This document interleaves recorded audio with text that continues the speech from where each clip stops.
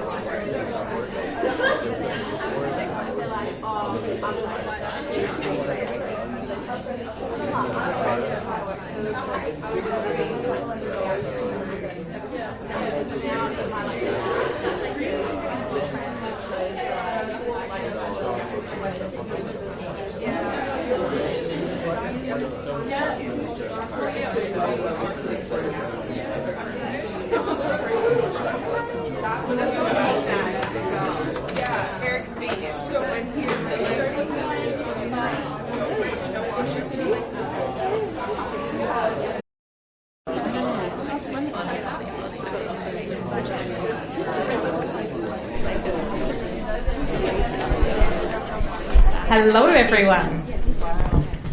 Welcome to orientation. We are really excited to have you here. So yeah, we'd just like to welcome you all to the program. So we've that's totally fine.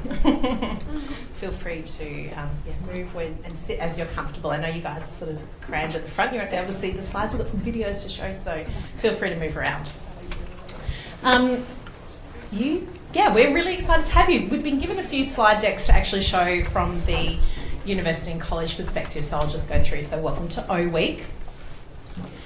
There's lots going on campus, so if you have not been to Flinders before, it's a great chance to just go and see and get to know the campus. We are right now on Tonsley, so there will be a couple of classes here this year, but most of our teaching is at Sturt campus, which is, if we opened those windows and didn't have a building there, you'd probably be able to see it. So it's just over there. But these activities, some will be happening on Sturt, which is where we are. Some will happen on the main campus, which is just up the hill. Have a chance to look. If you're really wanting to get connected with the university, there's some great activities that you can engage in. There is also Connect Week that happens after O Week, so that's the first week of semester, and there's some more activities that are happening around campus, so just to help you feel more connected, but also some things to help you with understanding how the Flinders Uni system works, etc., if you've never studied here before. So my recommendation is jump online and have a look and see if there's anything that you want to actually connect to. A lot of effort goes into try and make it a little fun and help you feel connected, so please feel free to do that. There's also some key dates. So obviously we are in O Week, day one of O Week, Orientation Week, and then obviously Connect Week. Probably just really important to just understand those census dates, which is the last day you can roll without financial implications. So understanding all those would be really helpful, and the Student Association can help you understand that, or you can speak to me as the course coordinator. But we are here to welcome you to the Masters of Occupational Therapy. We have got an acknowledgement to country, which I'm hoping actually works. but I'm not holding my breath because you embed things and they don't always work.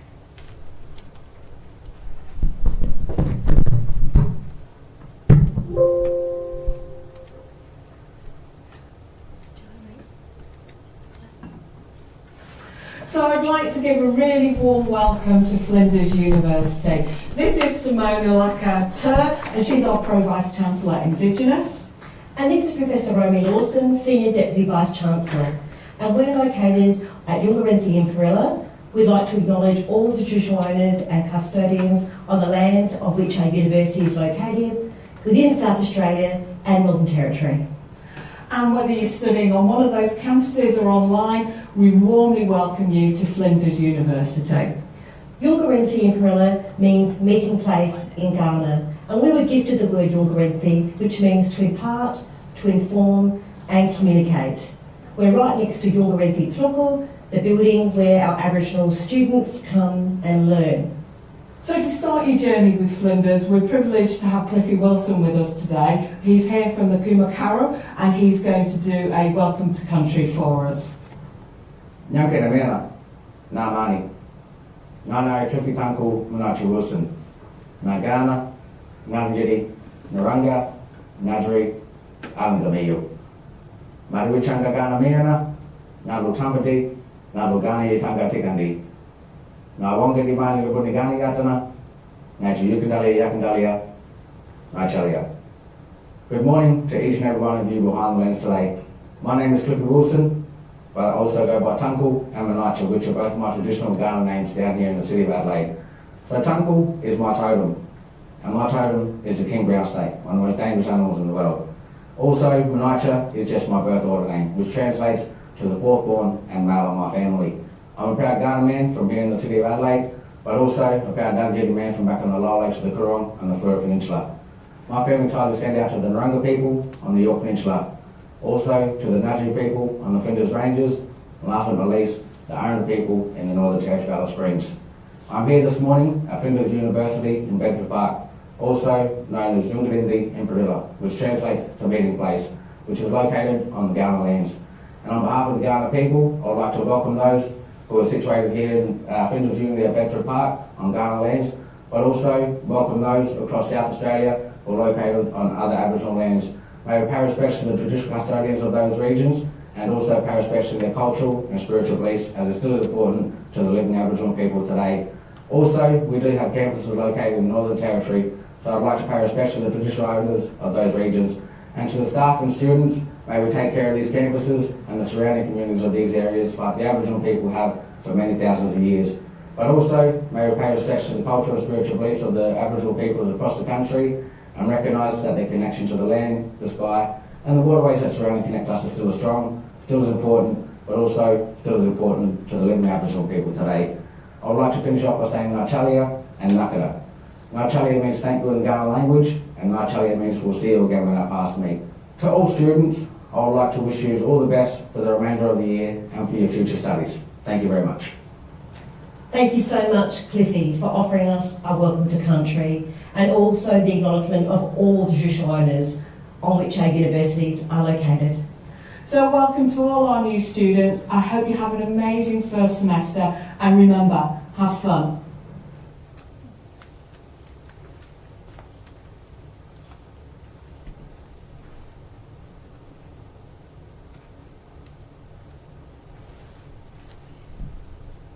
Hi everyone, my name's Sandra Mortimer. I'm the academic lead for the OT program. I saw some of you very briefly this morning. Apologies, I had to step out for a meeting before being able to come back and join you for the rest of the day.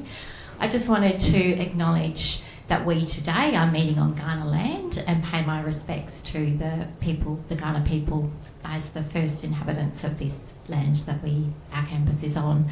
I know many of you will have come from different Aboriginal lands and pay respects to those as well, and pay respects to any Aboriginal or Torres Strait Islander peoples who are present with us today. Our course is really strongly grounded in concepts of decolonising and respecting and valuing the First Nations peoples of Australia. I've been privileged to grow up on this country and to have travelled across many parts of Australia. and really see and know and value the connection of country to country and how that impacts on health and wellbeing for First Nations people, but I truly think for all of us. So we do a lot of trying to build into all of our course ways of honouring First Nations knowledges, the ways that they do be, become and belong. And you'll notice that in occupational science, that in particular has a strong focus of that. You'll be doing components in the IPP topic today, not today, this semester. So we really do that from a place of respect and from a place of valuing the knowledge, the resilience and the capacity of the first people of Australia, the longest living culture and history of people in the world. So we have a lot to learn from and a lot to consider and value and respect. And we do bring that in. It fits very nicely with an occupational therapy view of the world and philosophy. And we do work really strongly to try and embed that, because we see we have a responsibility to redress some of the inequities and health implications of colonisation.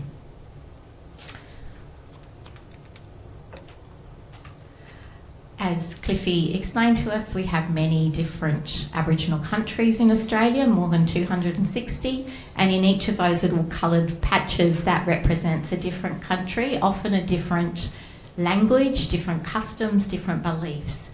One of the things I love about Australia is the fact that despite all of these countries, this country lived in peace for thousands, tens of thousands of years, because there were processes of acknowledging difference, welcoming others and respecting others. And again, I think that is something that everyone in the world could benefit from. You know, there is processes of difference, but we work with those. And the acknowledgement of country and the welcome to country are based in those principles of being able to welcome someone into a different land. And when you enter that land or are on that land, you acknowledge that you were there. So some of you will know this stuff, but some of our international students may not have many ideas about our history. As I said, that will be picked up more in our IPP topic that you're doing later on.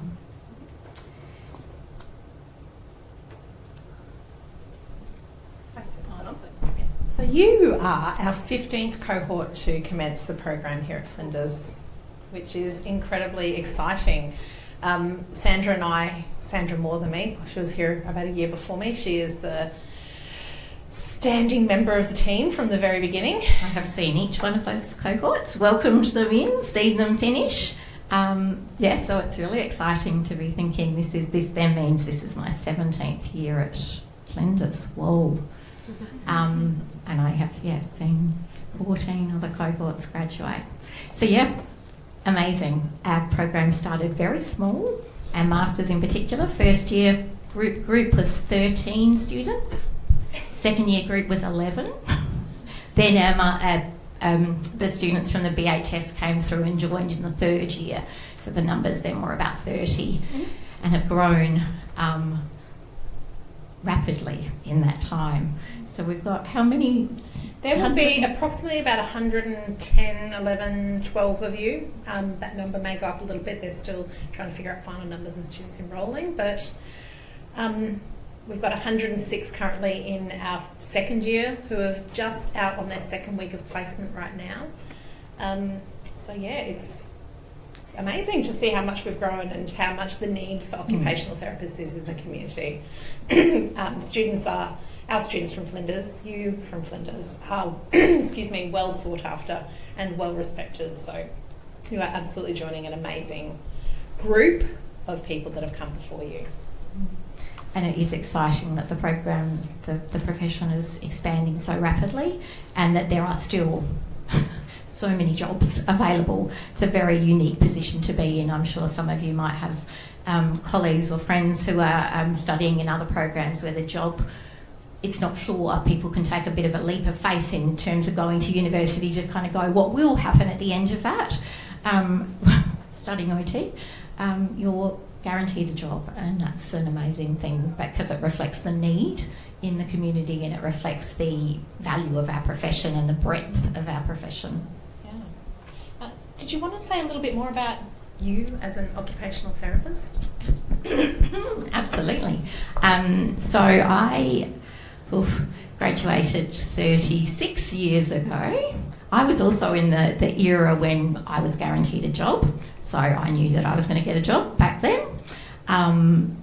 I had my cohort started with 30 and finished with 15. I immediately, while I was studying, I knew there were 2 areas of practice that I really, really wanted to work in, and there were a few that I really didn't. I'm a bit unique in terms of an OT, so I have only ever worked in mental health and children and families. I did 2 years in mental health when I first started, loved it, had my first baby and went, oh my goodness, babies, occupational therapy, this connects. And from then on have worked with children and families. Started out with sort of the whole range, 0 to 18, and then across my 25 years of clinical practice got narrower and narrower and narrower and narrower in my field. So I would consider myself an early childhood specialist. First year of life, most important. I'll accept the first 3 years of life. Best bang for your buck you can get, investing in children, investing in parents. So that's my bias and my kind of unique experience. You'll hear from many of our other clinicians who work in our program that they have worked across many different areas, and that's more typical to be a generalist. But yeah, I locked in my areas of practice very early and stayed with it. And I guess that's also testament to even focusing on one area, the variety. I've never been bored clinically. Every time you meet a new person, a new child, a new family, it's a new mystery. It's being curious about what that unique people need and want is the thing that I have really loved about the profession. As we mentioned, I was lucky enough to come here 6 months before the course started to work on curriculum and to sort of set up a number of the courses that and programs that we still run at Flinders, and I've been here the whole way through. I value this program really highly. The OTPF as a model of occupational therapy, which you will all become very, very familiar with over this next semester, that was sent to me by my predecessor saying, I want you to come and teach this program. I think you'll really like this. And I did. It's holistic. It really brings the occupation into what is important and meaningful to people's lives. And I guess I hadn't seen that for a while in the profession. So the idea to come back and really bring that to life and make occupational therapy stand out as a profession was something that really attracted me to coming here. And I've loved seeing that each and every one of you have your aha moments, things coming together. As Elise said, we've got our second years just out on their first placement, and talking to a student who at the beginning of the week was incredibly nervous about placement. I talked to her on Friday and she was just saying, I can't believe it, I'm seeing it, I'm thinking about it, everything that I was scared about in terms of would I know what to do is all falling into place, and that was after just 1 week. So I think that's what keeps us in the job is seeing that, those moments where the knowledge connects for you in your own unique and individual way. That's enough about me.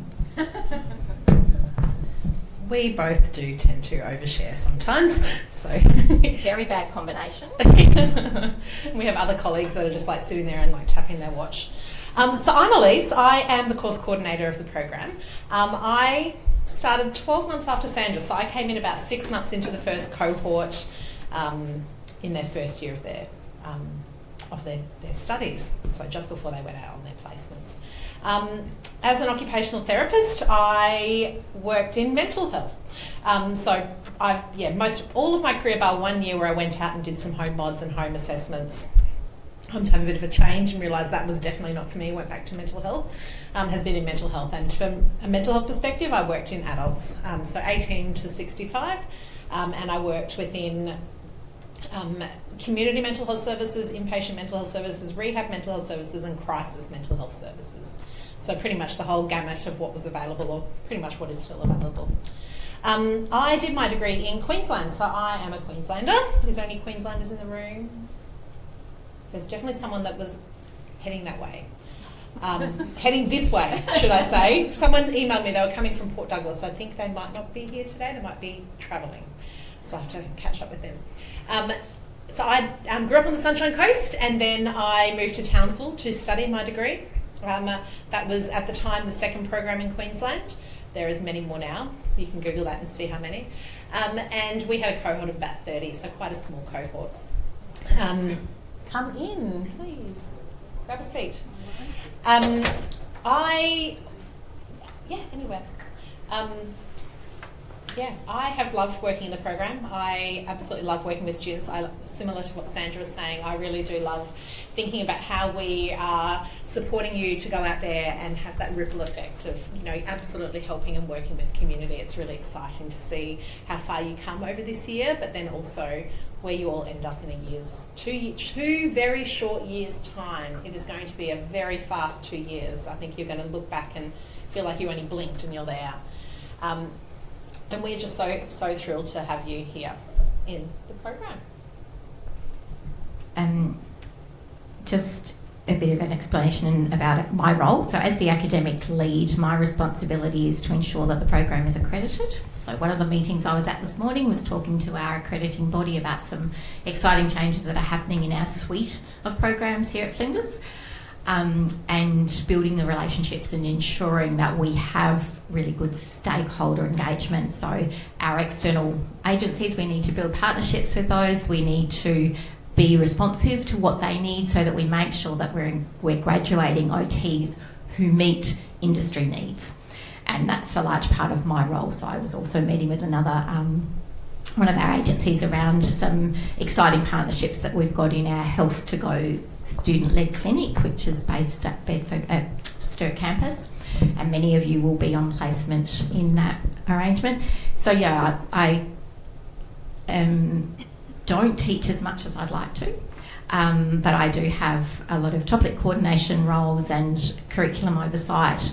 And then Elise and I are both responsible for the quality of the program, making sure, and your experience. So Elise is your go-to person for any of those questions around, any struggles that you've got around making sense of material, just life that happens for students. And we work together to make sure that, yes, the experience will be as positive as possible, but also make sure that it meets the standards that are required, so that you will graduate as competent OTs. I think one of the things that you'll notice, and particularly for our international students that have had different experiences studying, is that we have a relational approach with our students. We like to connect with you, we like to get to know you, and we will reach out and send emails to check in on how you're going.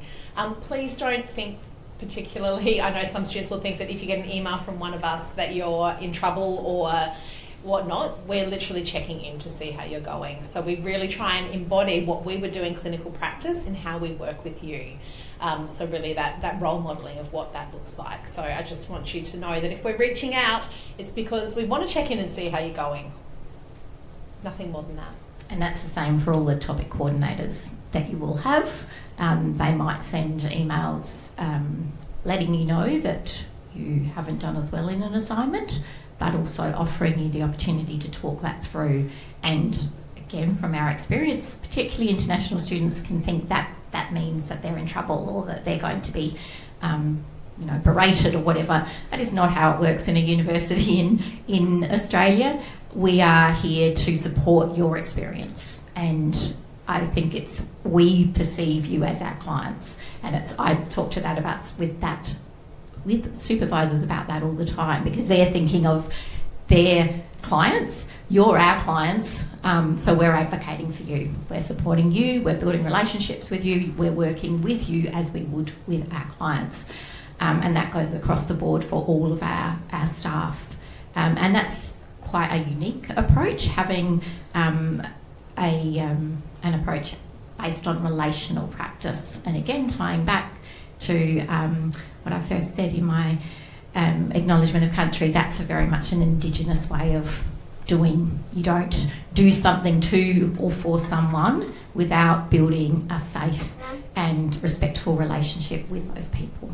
And that's part of what today's about, and encouraging you to do that with each other. So it was obviously a lot easier to do it with a class of 11 in the first cohort. Now we've got huge numbers of students, but we still really try to do that, and we encourage you to do the same, to reach out if you have any concerns at any point along the course. And that's part of the reason we take those photos. I know that, you know, I don't like my photo taken, I get it. But actually it really does help us get to know you and get to know your face, and so that when we see you in class we're like, oh, and all those connections start firing. So it's really about us trying to connect and get to know you as well. Oh, we have got, I don't know if this might work. Let's see. So this, if it works, is a welcome from our Vice President Executive Dean of the college, Tracy. So she has created this video to welcome you to the university, if it works. The Vice President and Executive Dean of Nursing and Health Sciences at Flinders University. I want to give you a very warm welcome to our university and also congratulate you in relation to your choice. We are known for our excellence in education, our innovative research, and advancing practice. You are also joining us at a very exciting time. We have just launched our 10-year strategy, Agenda 2035, where we make a commitment to making a positive difference to 10 million people's lives. And as our students and graduates, you will make a significant contribution towards that. You have also shown wisdom in relation to choosing to study one of our programs in health, disability, or community inclusion. The world's population is growing rapidly. Our needs are becoming more complex and our expectations are changing. There are shortfalls in the workforce now and projected into the future. So you will be highly sought after as our graduates and future employees into practice, or as future educators, future researchers, and future leaders. And those opportunities will not just present themselves here in South Australia, but also across the nation and globally.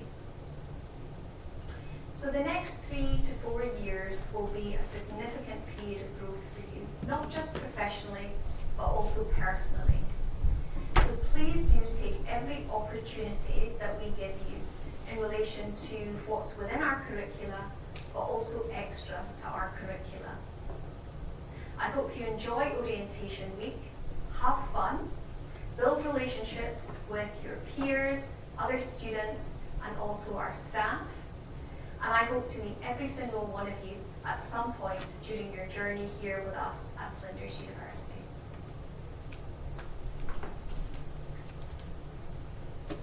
The Vice President. This is probably another video that doesn't work, so I'll copy and paste the URL. Just a welcome to Flinders from the university more broadly, which I'll play this video.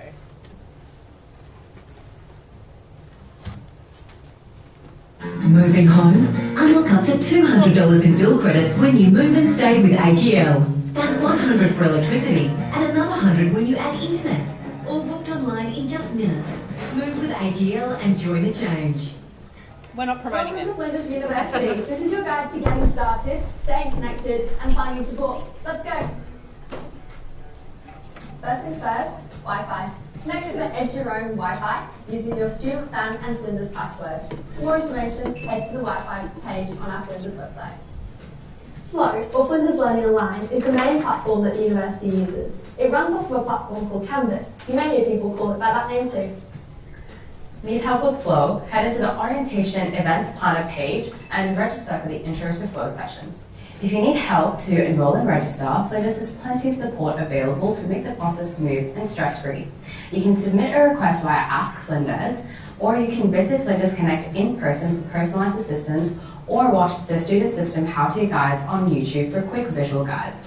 You also need to order your student ID card. This can be done via the Order My ID Card app on your Okta dashboard, or just visit Flinders Connect on Level 1 at Bedford Park. You can pick it up from Flinders Connect or even get it posted. Just make sure your address is up to date, and you can even choose your preferred name.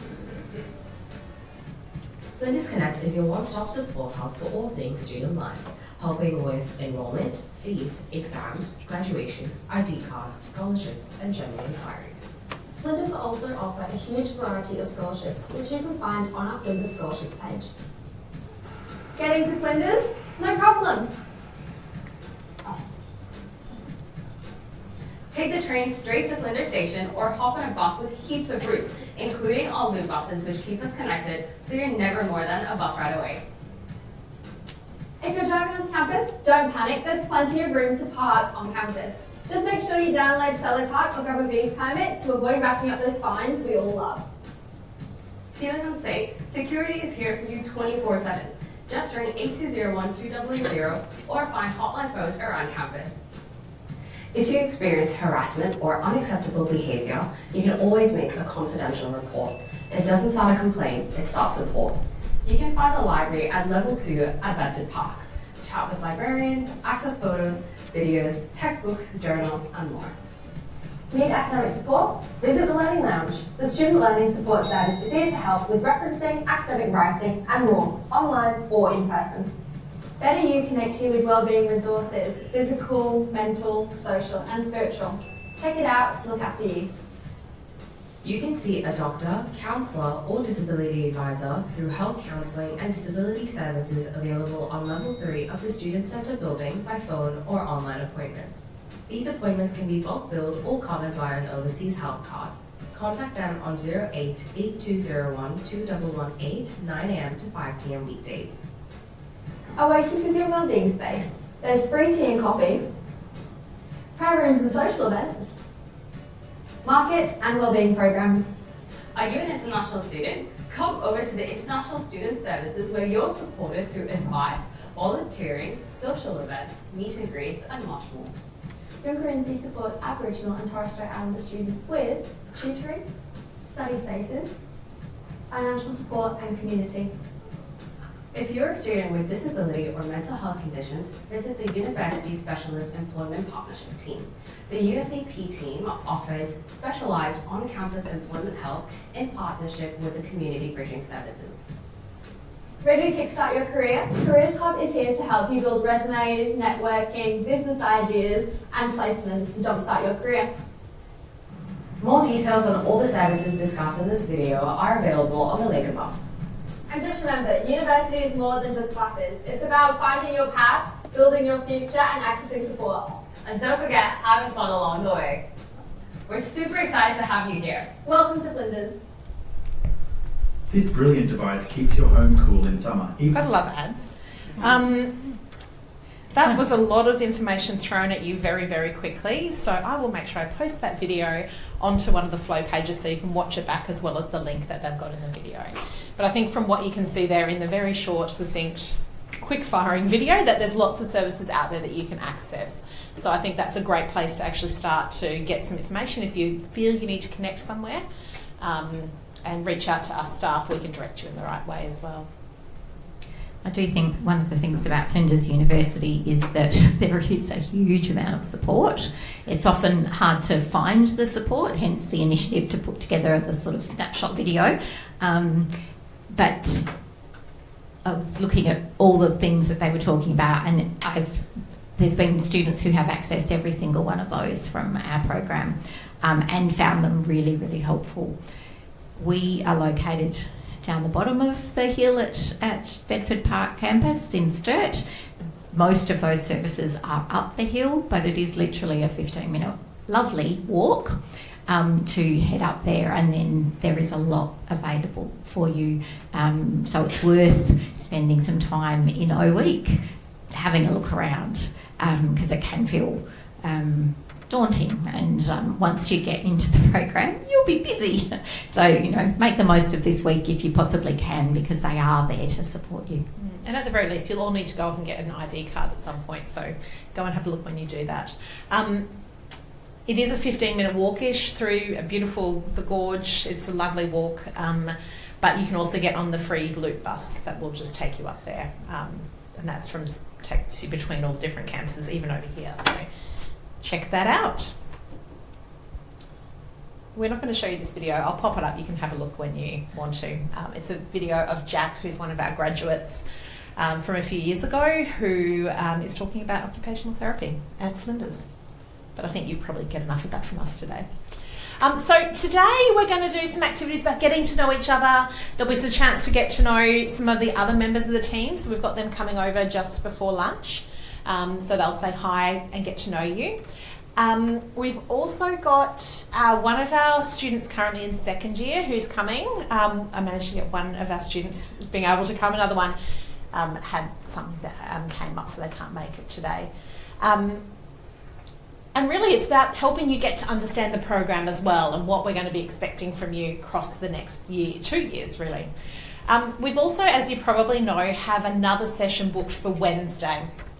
And this session is all going to be about how you use artificial intelligence, generative AI, in the program and in clinical practice. There's going to be some really practical activities for you to do, because we've found over the last couple of years since it's been around that a lot of our students are getting caught out, that a lot of students are getting pulled up for breaches in academic integrity, that they've had to resubmit assignments, that they've had even some people further investigation about this. So we want to make it really clear about how you can use AI effectively and what we require of you when you submit an assignment, so that you're not going to get yourself caught out.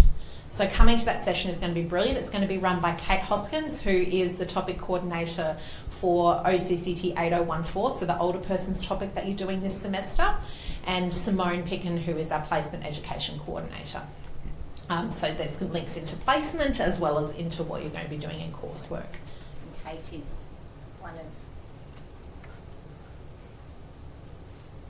Kate is one of our academic integrity officers, so she's up to date on all the latest. And as you can imagine, 2 years ago, this wasn't a thing in universities, and now it dominates everything that we do in our daily practice. Yeah. So we have a stance that isn't that you can't use AI, it's to use it effectively, ethically and appropriately. And yeah, that's why that session is really, really important, as Elise said, to set you up for success. We find that students either are using it incorrectly or are terrified to use it. So we kind of want it to be something that is in your toolkit and available for use, but yeah, supporting what that actually looks like. So yes, based on feedback from students from previous years as well as our experience, we're running that session. So when you come, can you please bring a laptop? You're going to need that because there's going to be some practical activities. So bring your laptop, bring it charged. I know there's power, we're in this room again, I believe. I'll double check that though. There is points to plug in, but some of these I can see aren't plugged in, so just make sure it's charged up. Is that, I thought it was Thursday, or is that additional?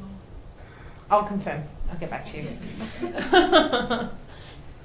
Oh, it's the story of my life. Elise organises a lot and has time mess things up sometimes, and has a lot of very detailed things that has to happen. And out of the whole team, she holds the most in her brain. So we're all very forgiving when she says the wrong date or tells me the wrong time.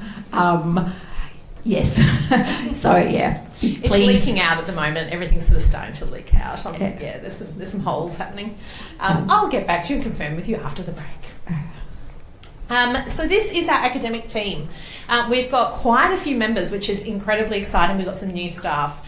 All of us have been clinicians first, which is really great. So bringing that ability to bring that real life practice to life in the classroom. So obviously we've met, and I've highlighted these. The yellow topics are the second semester topics that you're going to be doing, and the blue are the first semester topics. You will notice that there's only 3. You do have 4 topics. That topic is the interprofessional practice topic. It is topic coordinated and managed by members of our physiotherapy team, hence why it's not actually listed here, but you're absolutely 100% doing that. From a topic coordination perspective, Sandra is topic coordinator for 8002, which is occupational science. I am the topic coordinator for 8013, so that's the introductions to principles and process of OT practice. And then Kate, as we mentioned before, is 8014, which is the older person's topic that you'll be doing this semester. In second semester, you will be doing a mental health topic that I topic coordinate, a children and families topic that Sandra is topic coordinating, a physical health topic that Kate is topic coordinating again, and then a neurology topic that's going to be topic coordinated by Lindy Williams, who is one of our newer academic staff members with lots of neuro experience and teaching experience. There's lots of other members of the team. Some are coming around today, some you'll see as we go through the semester. We have a large teaching team, which is exciting to say, but we're part-time, so not everyone is actually working today, so understandably they are coming in, but do pass on their apologies. So Sandra, myself, are the 2 full-time staff members of the team. Yeah, the only 2 now. I know. Yeah. We do have a new staff member that will be starting in April. She will be the 3rd full-time staff member, but everyone else is varying levels of part-time. So here I've got their days of the week. I don't expect you to remember this. You're not going to be quizzed on it, but it will be in all the topic booklets that you're going to, so you'll be able to see when we respond. You can email us and expect responses. What it does mean is that it's best to email if you want to see somebody. So because Elise and I are there full time, we often see students kind of wandering around going, can I pop in to see Simone? It's like, it's not her work day. So just get into the habit of just sending an email saying I'd love to catch up, and then we can plan our time more effectively and you don't waste your time coming by.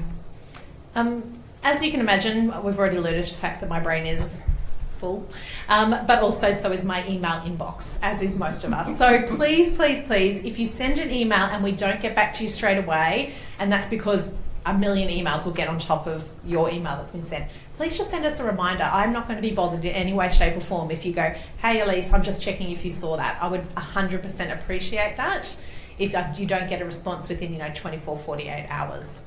I think the rest of the team feel exactly the same.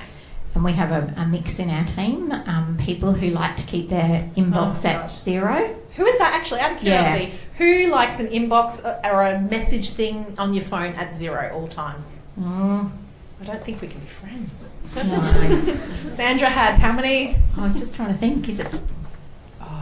I was like at 8,000 unread emails. I think mine's 22,000. I think it is too.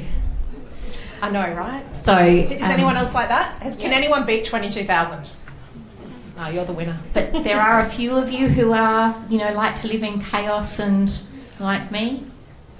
Just a few hands up, please. Does anyone like? Yeah. Yes. Yeah, thank you. Great. Yeah. You'll meet Brad. He just gasped when he said, "Does that say 22,000?" It's like, yeah, Brad, it does. I actually went through and cleaned that after he shamed us, and I managed to get rid of a whole bunch that were actually just spam that was sitting in there. So like Flow will send you every topic that you're on Flow email extension requests for topics I don't even manage. I don't need those emails. And I do have mine set up for preview so I can look at it and go, I don't need to read that one. It's not that I just carelessly disregard every email that's sent to me. That was my point. But yeah, we do literally get 500 emails a day. So often I'm the same. Things will get missed. And we have very split foci. So you are obviously our top priority, but sometimes that will get lost. So again, please also for me, send an email saying, I said this last week, don't feel worried about it at all. We never take it personally. We welcome it. It's a good strategy for managing both Elise and myself. Managing up, good skills for life. And I think similarly to that, you're going to have access to Flow, which they talked to before. That is going to be where all your information goes. That's where your lectures will be, all the class information, assignment information. That's where you're going to find everything you need for the topic. Every now and again, we forget to publish something. So if you're sitting there and going, when is this lecture going up? Most of the time, we think we've actually released it. So our aim for every single one of our topics is to get things up a week in advance. That is our goal. If we don't actually get it up a week in advance, we will put a post saying it's coming. But if you get to 5 days before, like, where is it? It's often that we have missed ticking one button. We've ticked all the others and then this one is missing. So feel free for someone to go, hey, it's not there, when's it coming? Every cohort, we usually have 1 or 2 students who take on that role just because they like to be super organised and super advanced in that. And again, we really welcome that. So yes, don't feel like you're hassling us or being rude. It's just really, really helpful. I had some students a couple of years ago with exams. You know, getting results from exams are fairly important.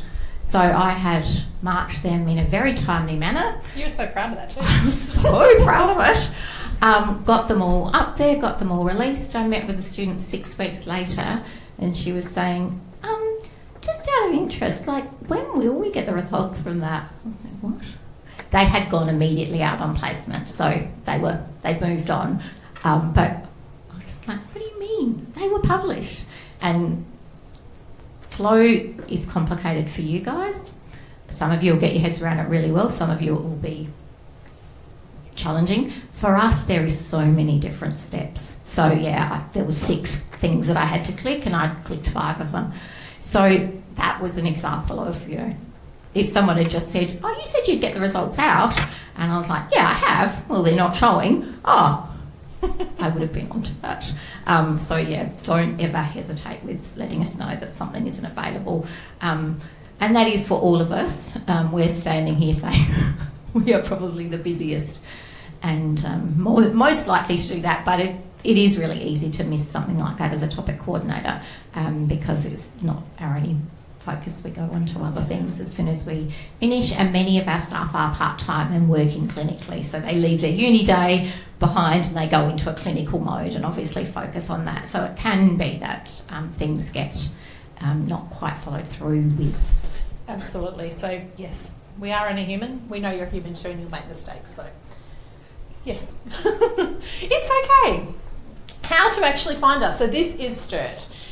STIRT can be a little confusing. I kind of liken STIRT in some regards to a bit like Harry Potter in that some stairs don't go to level 4 but some do. And so you'll get to the top of the staircase and you're sitting at level 3 and you're like, but I need to go to 4 and you can't get there. So just be aware that not all staircases will go all the way up, which can be really confusing. But once you get it, you will 100% be fine.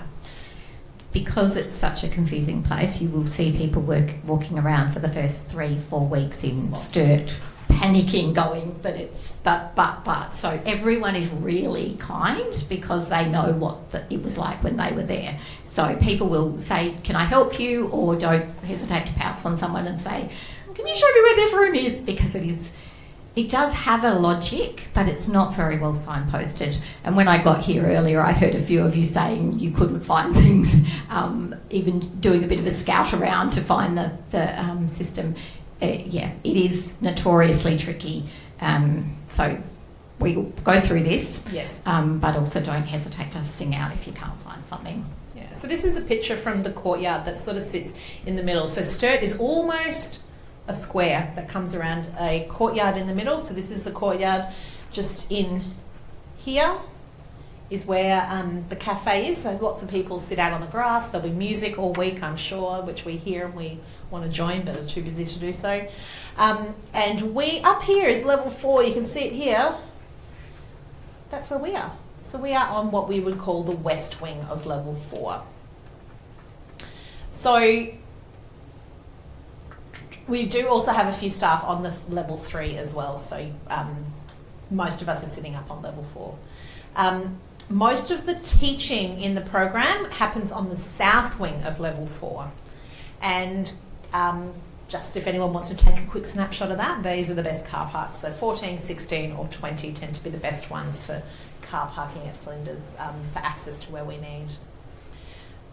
Very, very excitingly, I know you guys got a sneak peek of this in my introductory email. We have a brand spanking new home simulation suite, which you will be the first people in having your lessons, which is, yeah, we are so excited. This has been a long time coming and we are absolutely thrilled. So we've got a simulated kitchen, a simulated laundry, a simulated bedroom and a simulated bathroom. Just to let you know, plumbing doesn't work, so please don't decide you want to use the toilet. Please don't also decide you want to throw your leftover tea down the sink. we will figure out who you are and hunt you down and you'll be cleaning it. So yes, it is for simulation purposes.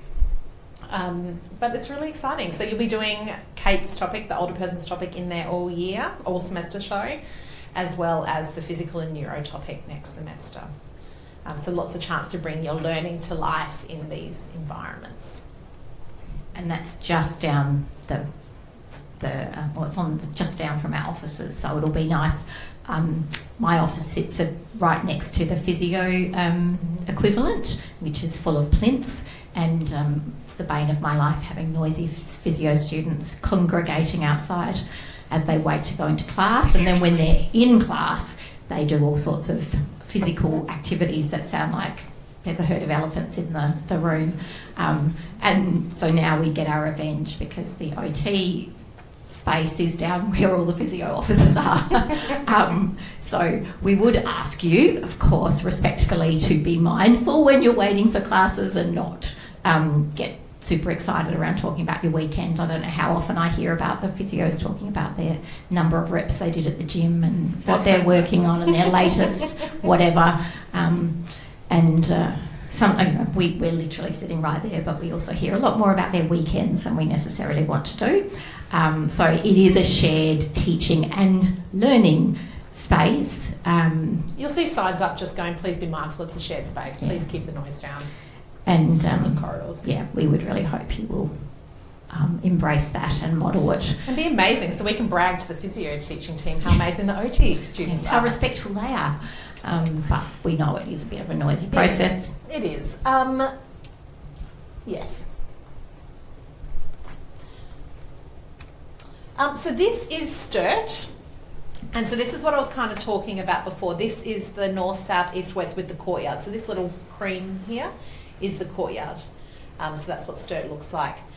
This is a cross-section of level 4 and what that looks like.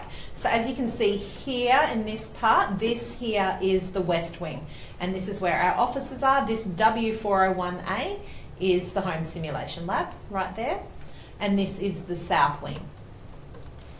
I think I've got, a circle, which is where we are.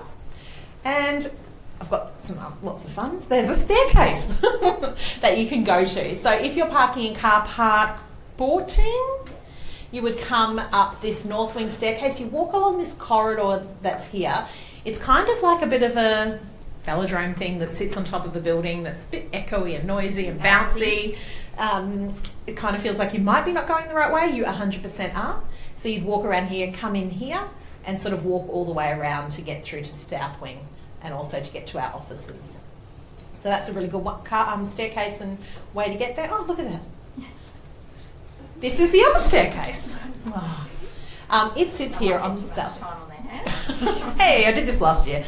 This is the south wing staircase. This is the other staircase that will get you up to level 4. There is a staircase that sits right here above this lift, doesn't get to level 4. There is a staircase that sits here almost above those toilets, doesn't get to level 4. So these are the two that you probably want. There is also one here that will get to level 4 as well. But these are the two that you probably want to use. So you get to the top of the staircase, you would turn left from the south wing, get to the top of the staircase on the north wing, turn left as well. So pretty. Yeah. I don't know if that's of any help. Hopefully it is. Oh, do not use the west wing middle staircase. It only goes to level 3. Clearly, she had a lot of time on her hands last year, or was procrastinating and doing this as opposed to something else. Let's make it super clear. The college admin services are there. That's if you've got trouble with enrolling in topics, if you have trouble with getting into classes, all those sorts of things. These are the people that you're going to be contacting. So they are all the way down on the ground just near the courtyard that you can go in there and get some help from them. So in the north wing, what we would call. A good way to remember north, south, east and west is that literally the north wing is on the northern side of the building, the south is the south, the west is over this way towards the ocean, and the east is the hillside. So it kind of makes sense. The thing is, you'll see rooms and it would say something like, let's say, S401. S meaning south wing, 4 meaning level 4. So get to south wing level 4 and then walk up the corridor to find the room. So your office is W405. So W being West Wing, 4 being level 4, and then you walk around till you get 405. So that's how you would orient yourself to those spaces. There's also lots of student support on STIRT. We have visiting services come down from up the hill, so that for students who aren't able to get up there as easily, you can access those services down there. So probably I'll put these PowerPoint slides up and you can have a look through that as well. Got some getting to know you activities. Sam is here in 10 minutes, so we can do this. Fabulous. So we had some fun little activities that we've done over the last few years to sort of almost like what we did with Who's Got Too Many Emails in Their Inbox. So we're going to do as a raise of hand what you prefer. So the first choice is sweet or savoury. So hands up if you prefer savoury snacks. Hands up if you prefer sweet snacks. Oh, pretty split, pretty evenly split. Dogs or cats? Who's a dog person? I think we beat you again. Always. Cat person?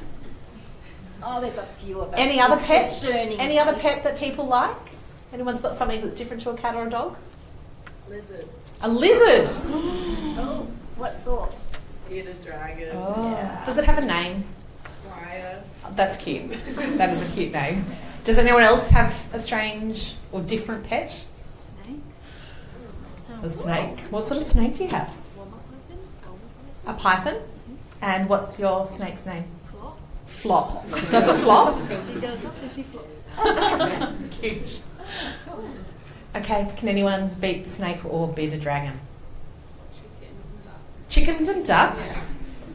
Do they give you lots of eggs? Oh, that's too many. To know. Chickens, ducks, snakes, and bearded dragon. Anything else? We had guinea pigs until last week.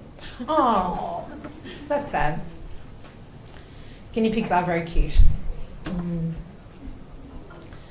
Okay, summer versus winter. Summer. Winter. It's pretty evenly split. How's everyone finding this summer? Hot? It's like a 30-degree week all week.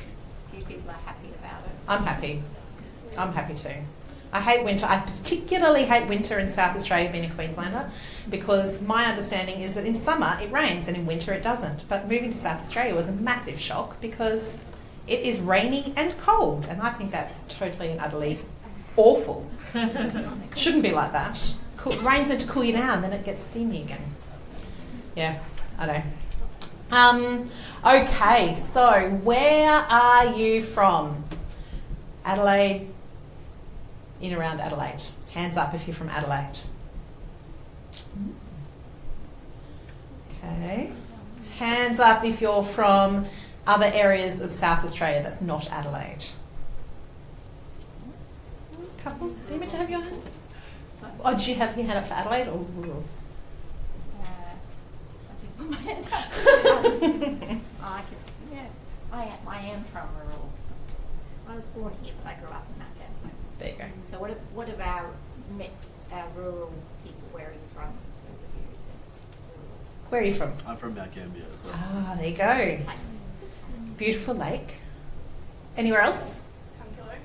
Sorry? Tunkillo. Where's that? Yeah, great question. Literally nowhere. Oh. It's like a smattering of houses on your way to the Murray River. Oh. Yeah, There you go. blinking your missus, you don't even know where they are. Oh. I've heard of it. I haven't.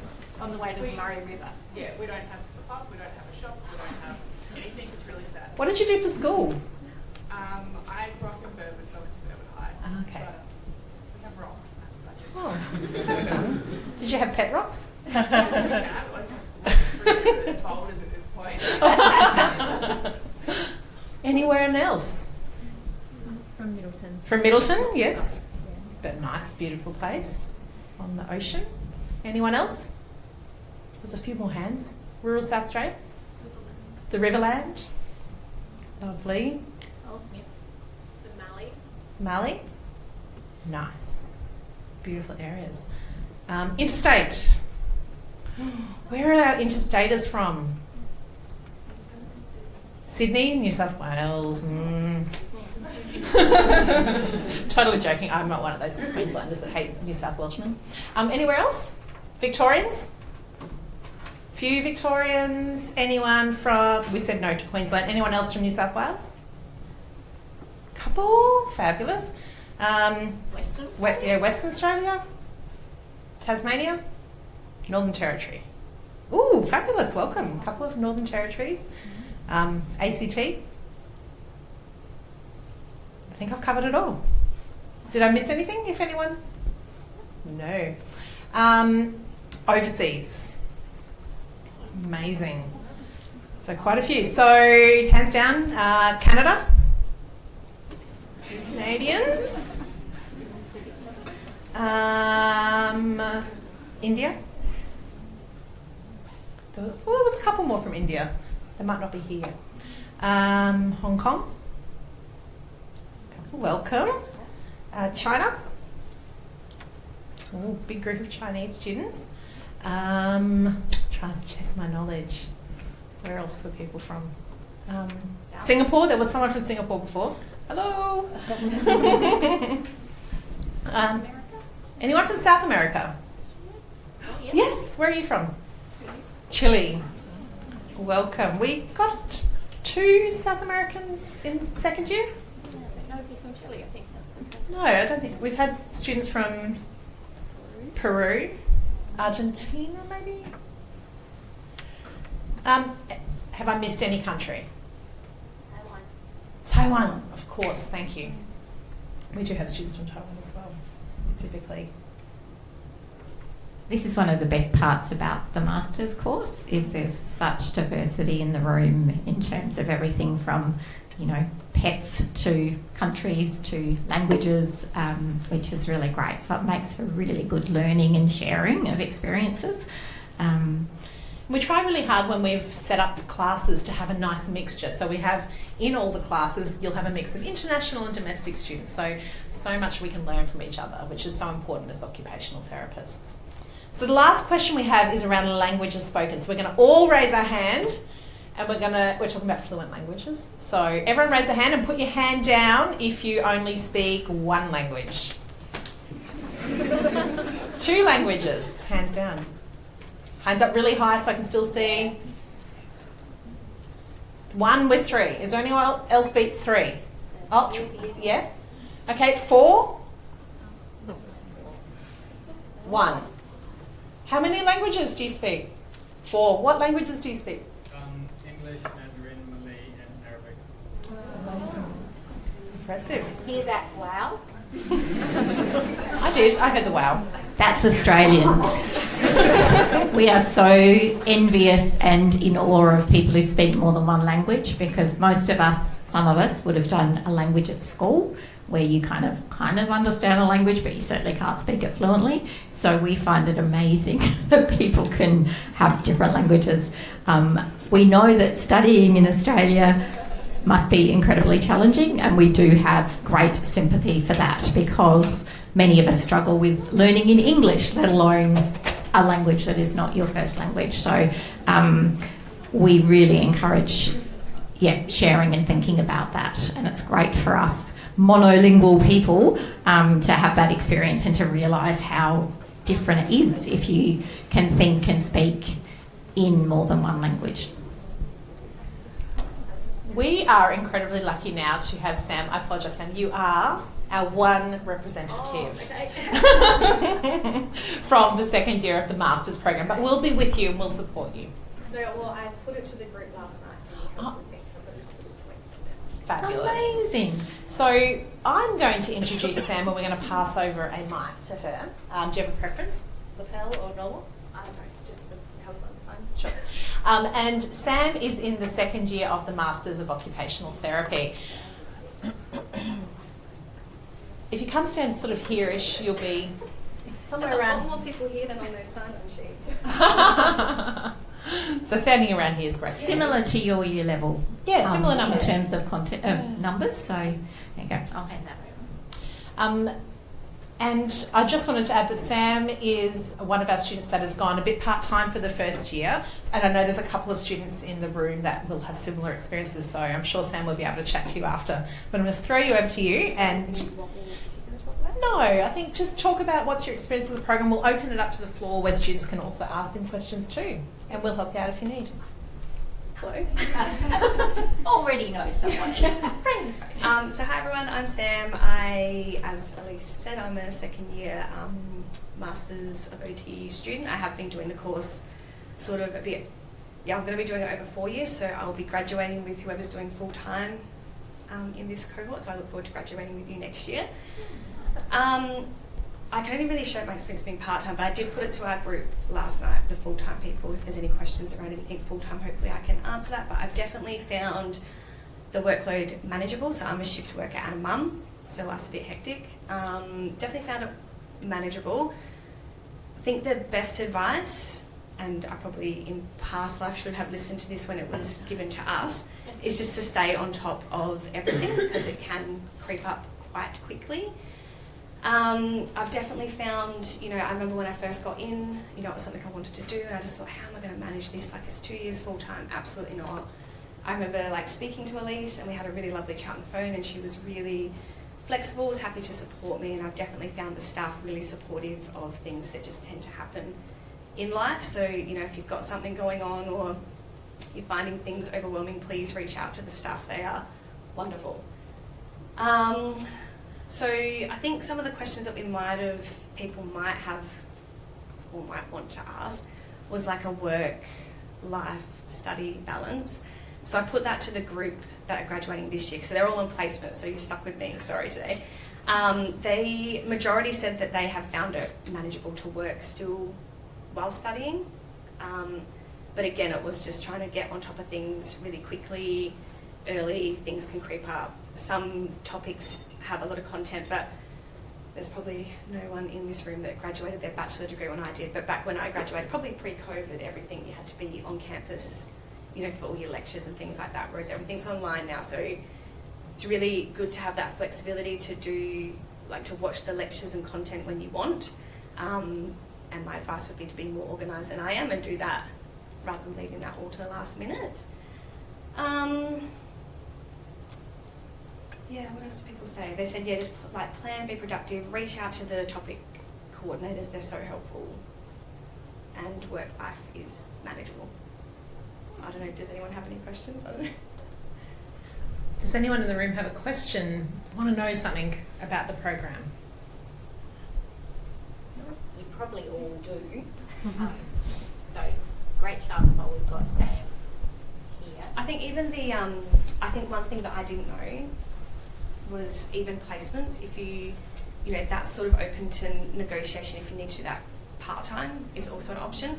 Obviously makes the weeks go a little bit longer, but you're not working as many days. So if anyone here has a family or still needs to work and they're stressed about placements, there's definitely those conversations that can be had with Simone. Again, I found Simone really supportive. I'll be doing my first placement in May full-time, but she's already reached out to me about 3 weeks ago sort of saying, what do you want to do? Do you want to do part-time? We could sort of negotiate some days, or if you want to do shorter days so you could do school drop-off and pick up, that's something we can negotiate. So I feel there's so much flexibility in this course, which I think is also, in terms of the career, can be some flexible options working as an OT, which will probably be great for all of us one day. Absolutely. Yeah. And I think those things were the things that I didn't think would happen going into the course. When I got in, I thought, I'm not going to be able to do, how am I going to do this 2 years full-time? Absolutely not. But, having the chat with Elise, knowing that there is flexibility, there are options, was something that I just didn't think. And it seems to sort of carry on throughout the course that, there are these other options that can be discussed and explored, and which has been fantastic. Because life does happen. Things will happen along the way that you'll never predict, and even things like broken bones and surgeries, and as well as many other things as well. And I think if you keep those lines of communication open, if you speak up and come and talk to us, we absolutely can support you and give you the best advice that we can. thinking about that in terms of the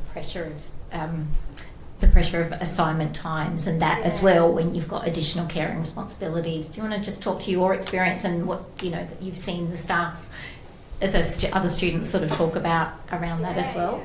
So I think again, if you're finding things have crept up, just reaching out and saying like, look, actually this part has been a bit overwhelming. They're definitely open to have chats about extensions. Reasonable. I think. Yes, my experience. But yeah, I think just being organised is definitely the key because the dates can tend to creep up. And I was sort of in a position where my first year, over 2 years, the course structure changed a bit. So there were a couple, and I can't speak to the first semester ones, but I think they might have been a little bit longer still. But in the second semester, some of the topics were a little bit shorter. So, it seems like a bit of crunch time at the time, but it absolutely flies by. So if you're not on top of your content, it can really creep up on you. Yeah. We'll talk through that structure a little bit later and what to expect from that. Yeah. But in saying that, like chatting with the group last night and just sort of saying, I can only speak to my experiences. Can anyone give me some feedback on how they found full time? And like it being manageable and things like that. They've all said, yeah, they found it really manageable. They were able to have like a work-life balance still on top of the study. So it's amazing to hear. Yeah, because that's not always the messaging we got at the end of last year. Everyone was very stressed. Yeah.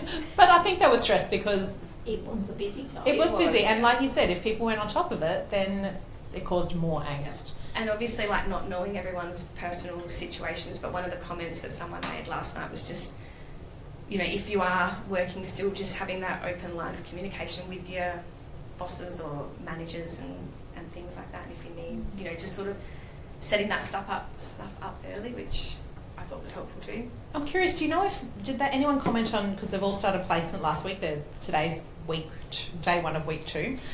Do you know if many of them are working while they're on placement? I don't know that. Yeah, that's okay. No. Because my recommendation as well is to just be mindful around placement hours are typically 9 to 5 or 8 to 4:30 or whatever they do in the workplace, Monday to Friday. So that can impact on employment as well. Absolutely. I think because if you were doing placement full time and then having to work on the weekends, that could probably lead to some burnout issues too. So that's probably something you need to consider. Yeah. And the feedback we've had from students who are trying to do that, because obviously it's a reality, you've got bills to pay, is again being, as Sam said, talking to your employers about even if you can reduce shifts a little bit, because placement is where everything comes together. You want to give yourself the best opportunity to be the most able to cope on placement, or things fall apart big time. In the academic world, you're all successful academic students because you've got into a master's program, you know how to study, you know how to manage that, but putting all of that into place on placement, it's also really exhausting because you're working really hard to integrate knowledge. You're always, in reality, being judged. You're being judged by your client, but you're also being judged by your supervisor who has to sign off to make sure you're competent. So there's some different pressures that happen on placement. That is really, good to be thinking about, being super aware of when they're coming up and trying to plan as much as possible to reduce not only your working, but also if you have the luxury of living at home with someone who can take up some of the slack, saying, I'm not available, like, can you take on the cooking and shopping for the next 8 weeks?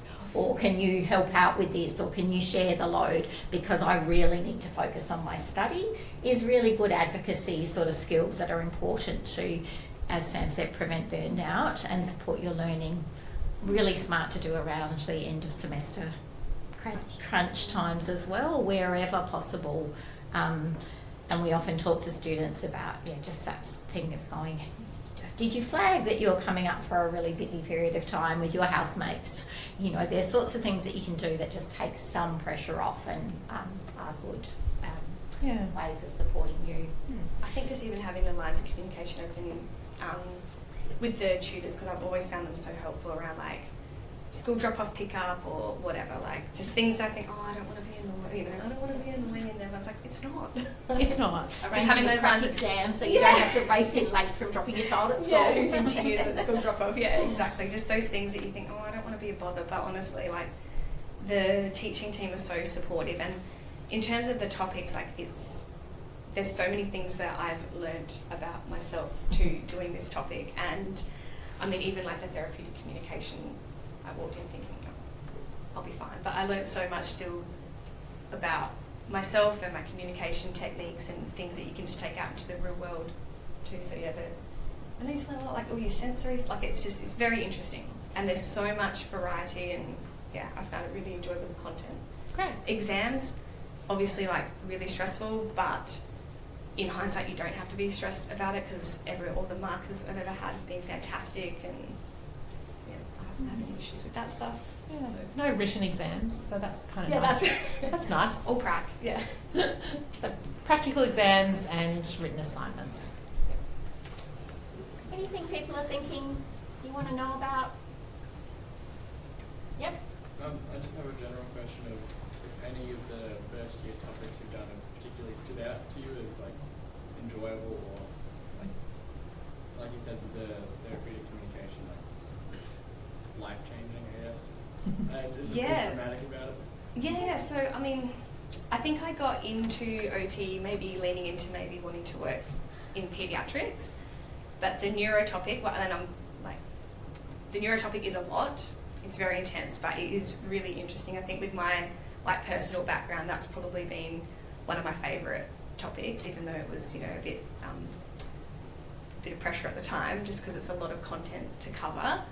Yeah, the therapeutic communication was really interesting because it's always scary standing around and being judged by your peers, but the feedback was, you know, respectful and helpful, and the actors. Can I tell them much about the exam? I don't know. Yeah, we can talk about the process as well.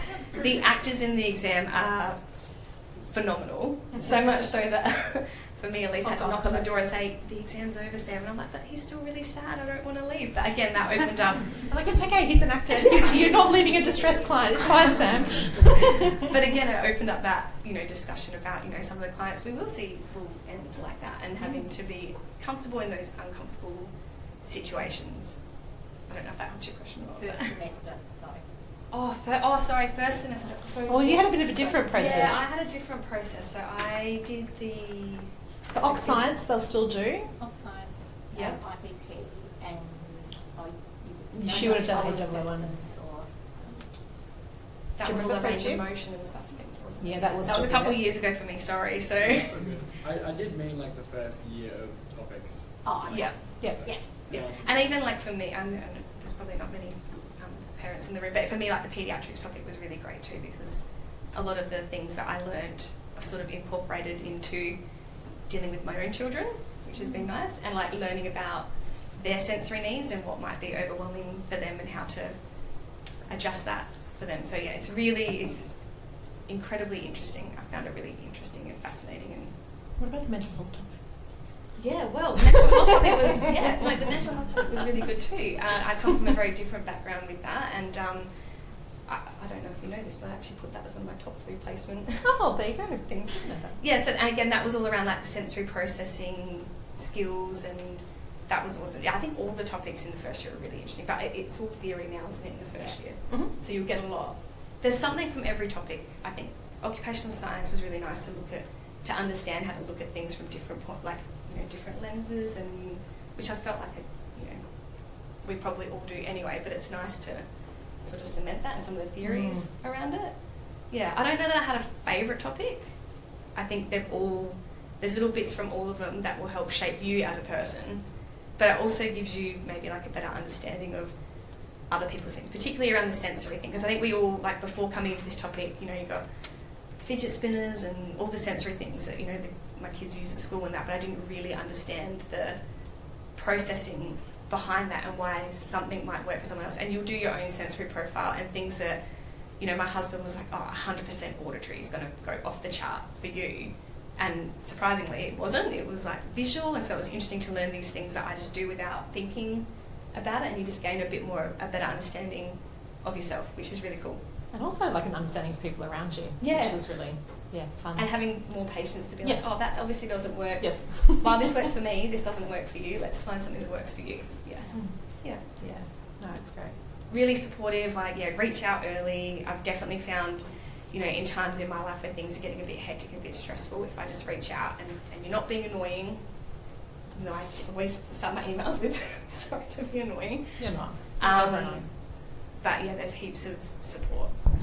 And obviously, both years have had, groups, and so you've got your mates to chat with, and you make some really nice friends through here too who, graduate, and I feel like the first year people are working in areas that they're really enjoying, which is good. And yeah, I think Elise reached out and said, "Are you going to be one of my students?"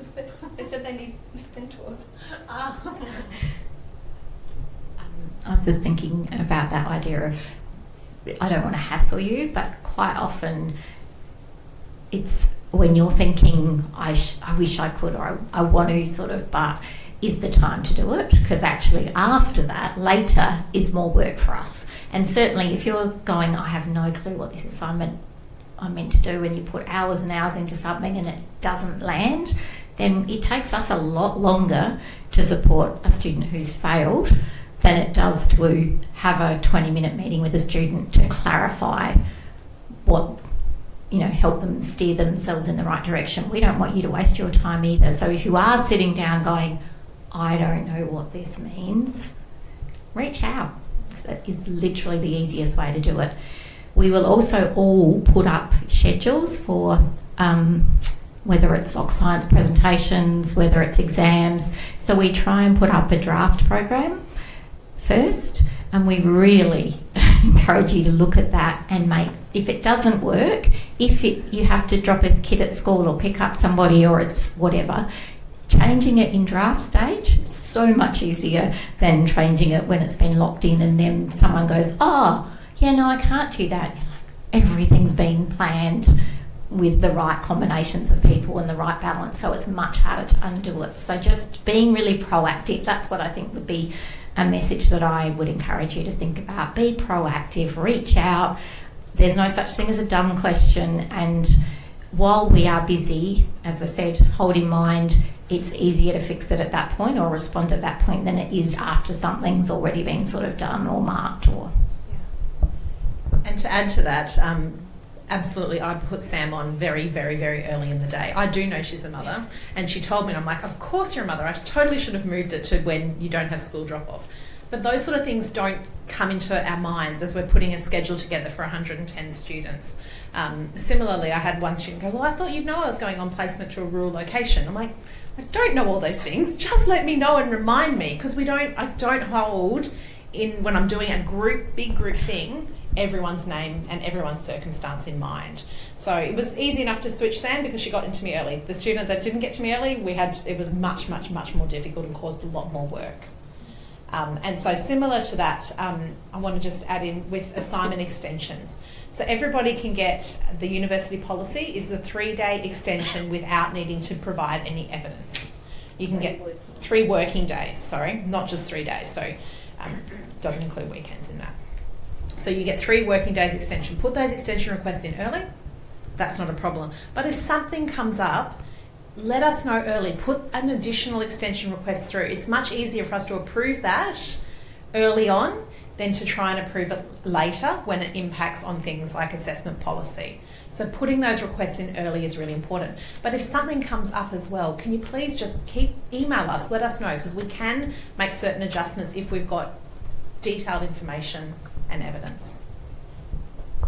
I have something quickly to add for those who haven't been to Flinders in a while or at all, because I don't remember it being said when we started, about the car parking app. If you don't know about it, it's like Cello Park, and there are parking inspectors, so please get your car park sorted.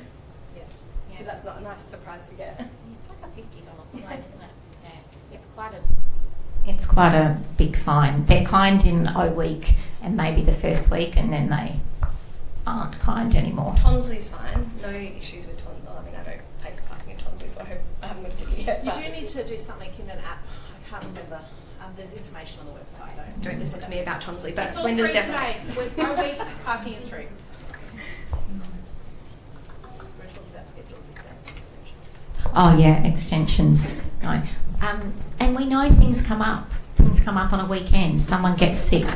Someone has a car accident, and you might have known, there's the assignments due. Just send an email and put in your extension request, because then we can go back to that and go, oh yeah, they did that as soon as they could. We can then override the late penalty. That being said, we do have assessment deadlines for a reason, and that is for you to finish a piece of work, to be able to get that done, to move on to the next piece of work. It is also important for us in terms of marking deadlines. So often students will put in extension requests. So, 90% of you will put in an extension request. That means we can't mark in the time that we've set aside to mark. So it has a flow-on effect to us getting feedback back to you, ready for the next assignment, which is really annoying for you, but it's because we only had 10 papers to mark in instead of the 100. So just thinking about that, not as a kind of an annoyance, but as a reason that they're structured the way they are structured, and thinking about really making sure that you put those deadlines in. If you're like me, I work to deadlines really well, but I don't work to the pressure of, it's due at 4 o'clock and I'm still working on it that day. That doesn't work for me. So I just set an arbitrary deadline for myself. I just go, it will be done by the day before, and I do it by the day before. So just thinking about what, you've all studied before, what works for you and what hasn't worked for you, and seeing if you can put something in practice. Because if it didn't work for you in your bachelor degree, it's not going to work in masters. It's not magically going to be easier. Very interesting that the second years are saying that last semester was fine in hindsight at the end of it, because they were not saying that during the time. So I guess there's 4 topics you do in one semester, in two short ones at a time, and then I have the joy of starting a topic October 13 is when you start 2 more full-on topics. And by then you are tired. So thinking about it's a lot. The bonus is, and clearly that's what we were hoping they would say, and they are saying, when you get through it, in hindsight, it's like, wow, I learned a lot and I'm over it and it's fine. They're now on placement. And that's what you'll be experiencing as well. But we do know that that second semester in particular will be a lot.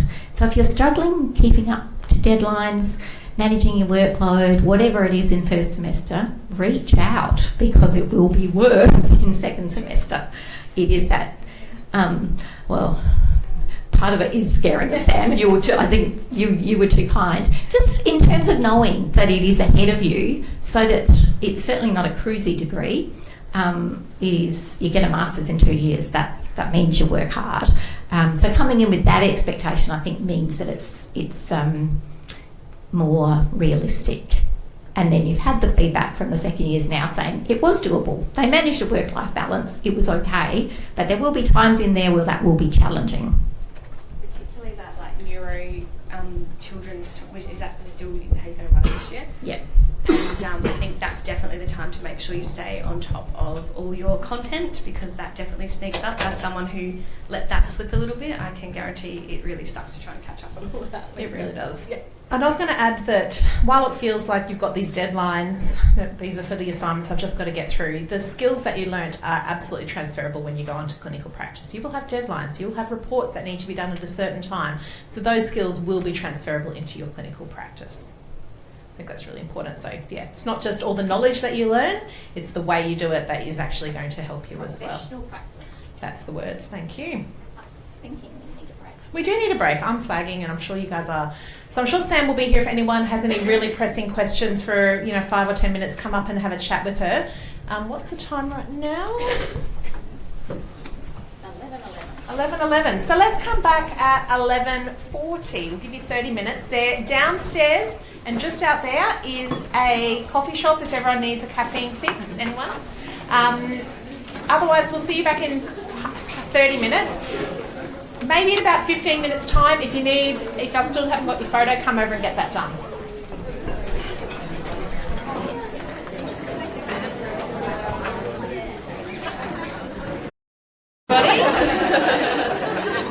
So we are very excited because we've got a huge team that have arrived who are all going to introduce themselves to you and tell you a bit about themselves and welcome you obviously into this amazing profession. So I'm literally looking over here and I see Lindy because you're the first person in the line. So I'm going to hand the mic to Lindy. If you want to stand somewhere around where I was, that way you'll be on the camera. Okay, yeah. All right. Hi everyone, my name's Lindy. I only just started at Flinders University about 2 weeks ago, 3 weeks ago. So I'm a newbie like you guys. So yes, we can help each other if we're lost, we can help each other and find the rooms. So I've come from Charles Darwin University. I taught up there for a couple of years, and then before that I was at the University of South Australia. Most of my clinical experience is with adults, mainly in rehabilitation, so a lot of working with people in lots of different places, in the hospital setting, in the community setting, seeing people in their own homes, and mainly with people who have had a stroke or a traumatic brain injury or other neurological conditions. That's where most of my clinical experience working as an occupational therapist has been. And also worked at the Guide Dogs Neurological Vision Service for about 6 or so years. So had a lot of experience working with people with vision impairments from low vision, or obviously if they had vision impairments from a stroke or traumatic brain injury as well. And that's it. So, what I'm teaching. So, so I'm teaching the neurological conditions course or topic, which I think you'll have in second semester of this year. So I'm updating the content for that. So yeah, looking forward to getting to know all of you. And that's me. And your PhD? Oh, and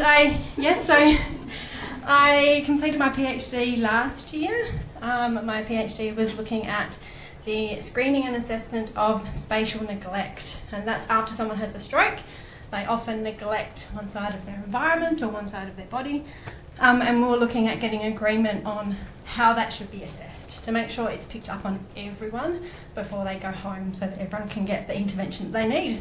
So yeah, happy to, if you want to talk to me about that, I'm happy to talk you up about that. Thank you. Thanks, Lindy. So Lindy has the joy of sharing the final topics of this year with you. So we both start teaching in mid-October and go through to, I don't know, mid-December, somewhere along that. We'll look at the exact dates later on, but you'll be teaching, hearing from her then. Hi everyone, I'm Christian. I am also relatively new to the teaching team here, so I've been working as a casual academic for probably about 12 months, and this year I've taken on 2 days a week with the university, so very excited to be kind of integrated into the team more permanently and just continue that kind of trajectory. Some of you will know me from the undergrad studies, but I guess my other 3 days a week I work as a community OT, so I've got a background in kind of neurological injury, neurodegenerative illness as my kind of primary areas of practice, but I now work in the community kind of in more complex disability, very severely and significantly disabled individuals, and working with equipment, functional capacity assessment, medico-legal practice. I'm kind of a bit of a generalist, but mostly in adults. Teaching-wise, I will be teaching you guys, I think, early doors. I think I'll be doing your Intro to OT topic. I don't know the exact topic name, but it's Introduction to OT and so on and so forth. I know the code, it's 8013. But then later on in the year, I'll also be teaching you the physical and neurological kind of specific topics as well. So yeah, that's me.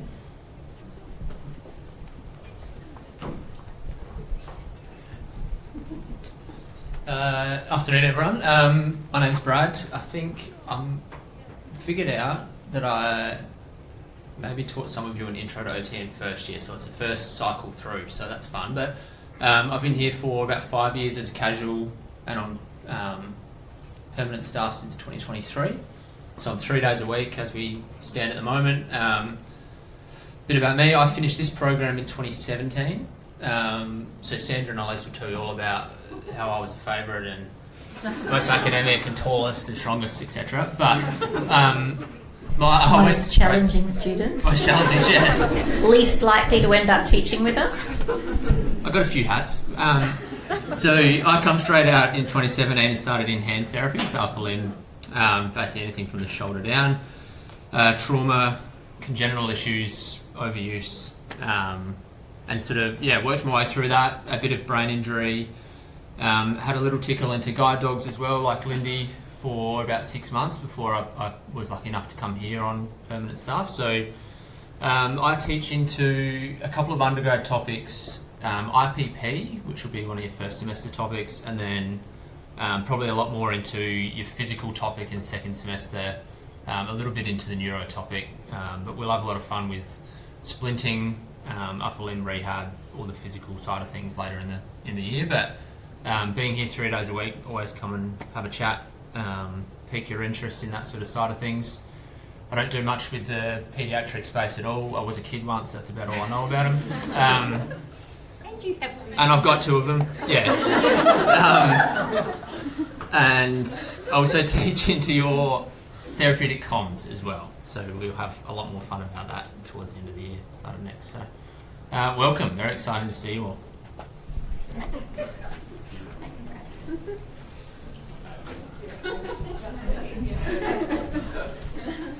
Right, good morning everybody. I am Jamie. I will be teaching into your interprofessional practice and Oc Science.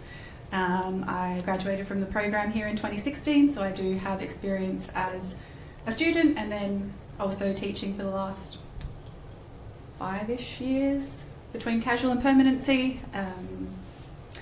So my background, when I first graduated, I worked in aquatic paediatrics, so with children with disabilities in the pool.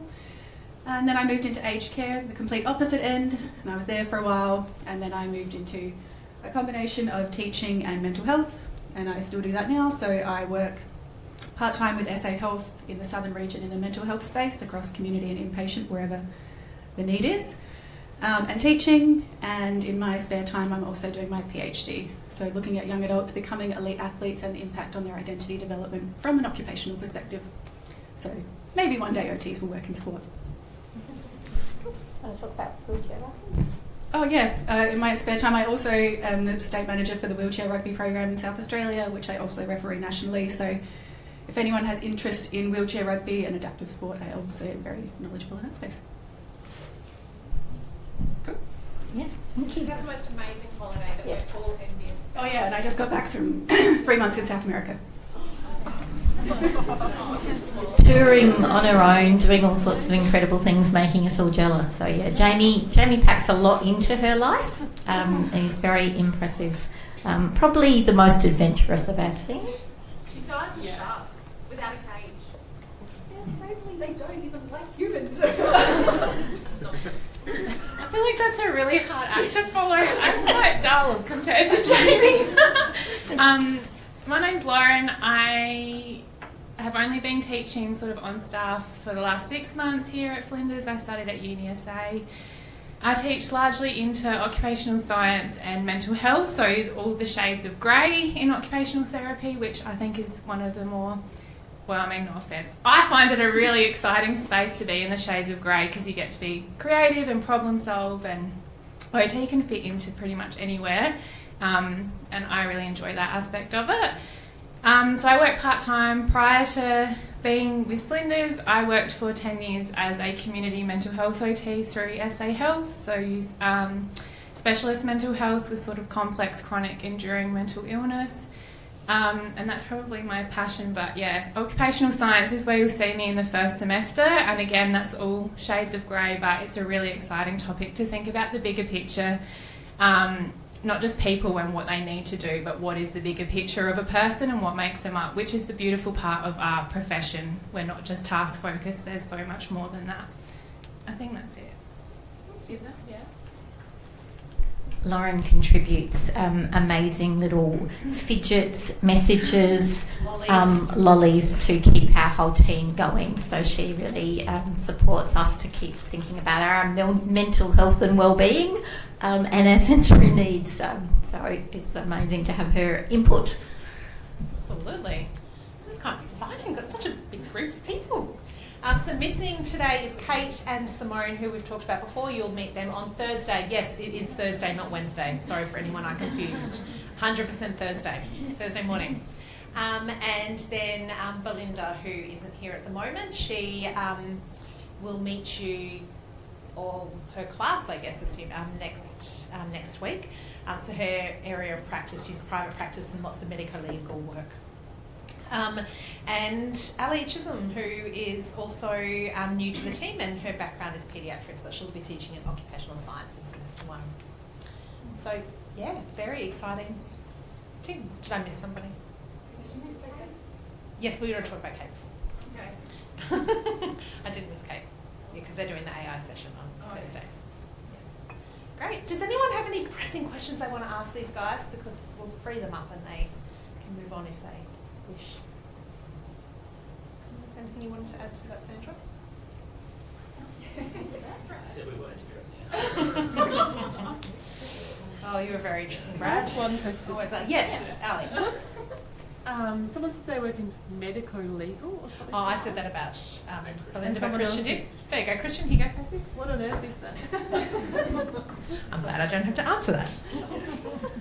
And here's me about to give a very foggy answer. So medico-legal practice, it's an area of practice that you kind of get into after a little bit of practicing as an OT.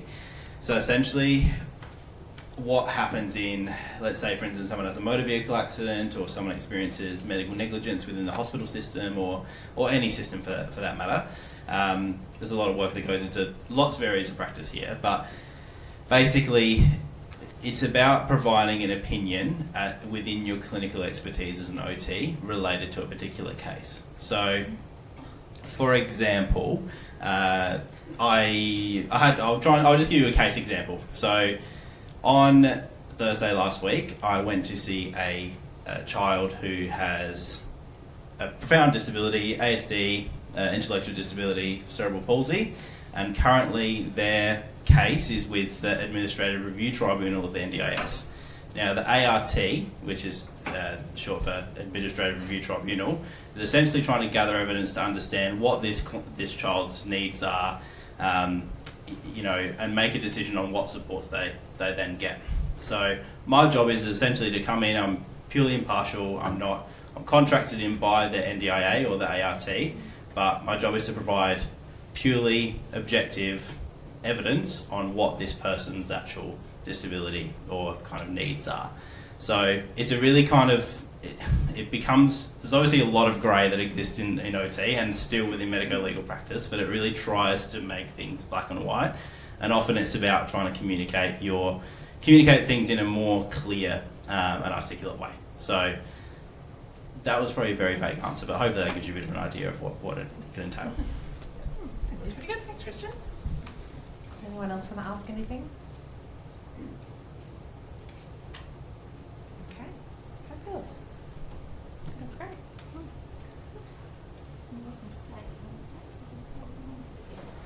Oh, great. I feel like I'm going to be judged. Totally fine. We'll go through some of this other information. We'll skip through some of it, and we will. Did not get very far, Sandra.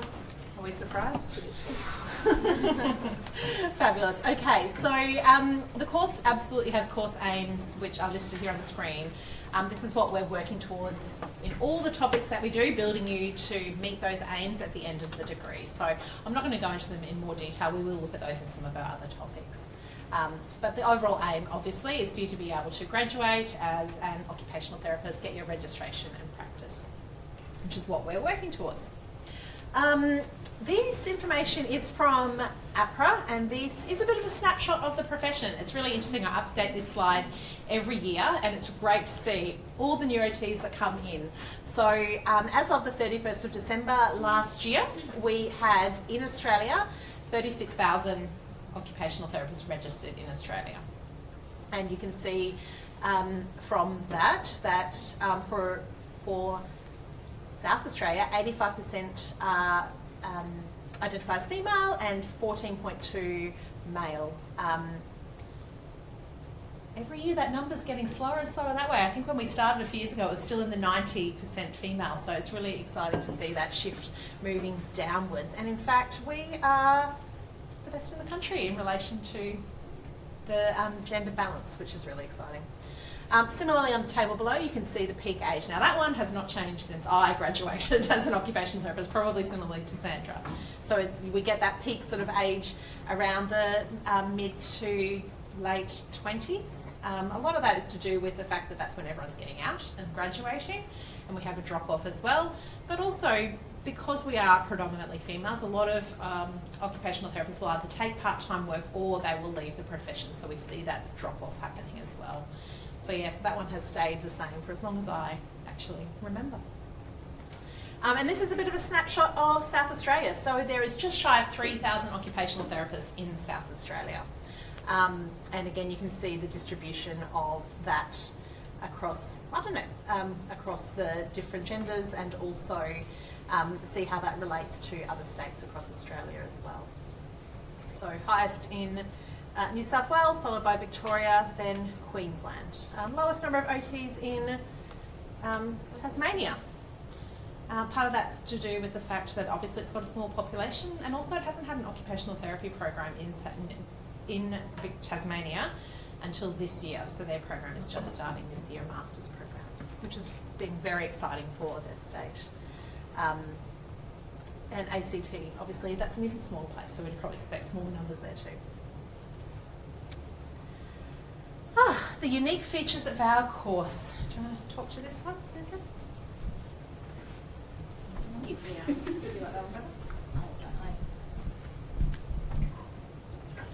I think we've probably covered some of this. I have to go closer because I can't see already, but I guess in particular we really try and privilege the voice of people who've experienced health conditions,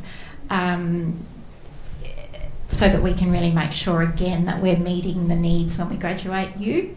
So we have a consumer advisory group of people who've experienced OT themselves directly, or carers or support people for people who've experienced OT, who work with the academic team to plan and review our curriculum. So when we did the restructure for the master's program, which you are the first people through the whole program, they helped contribute to ideas around what needed to be included, what was maybe no longer relevant, to make sure that it really met their needs. You'll hear more about that is that in your topic? In Elise's topic next week.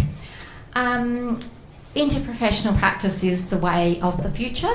You will be working in interprofessional teams because the complexity of health needs in the community in Australia, but also around the world, is best addressed through multiple perspectives. So while we know we contribute very significantly to that, we know we work best when we're also aligned with our colleagues, and where consumers or end users of the service are also centrally positioned as part of that team. So there is a strong focus on that throughout the course, most specifically in the IPP topic that Brad and Jamie are tutoring in this year, coordinated by Jill. And then woven through in different opportunities, and then on placements. Almost all of our placements you will have opportunities to work with other professionals, other students, learning at the same time as well.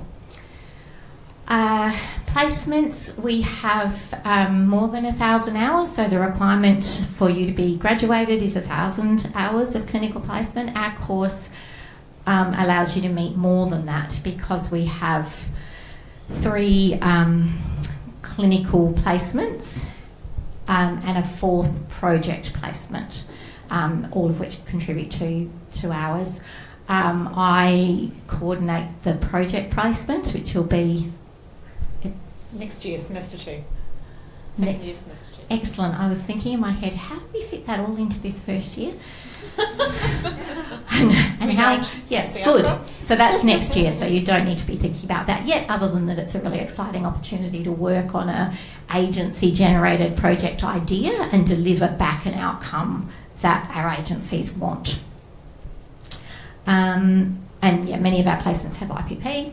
Cultural responsiveness, I've already talked about being a real foundation to our values as occupational therapists and the way that we've situated this course. So there's some opportunities again in here to where there's targeted moments that will be brought into the course.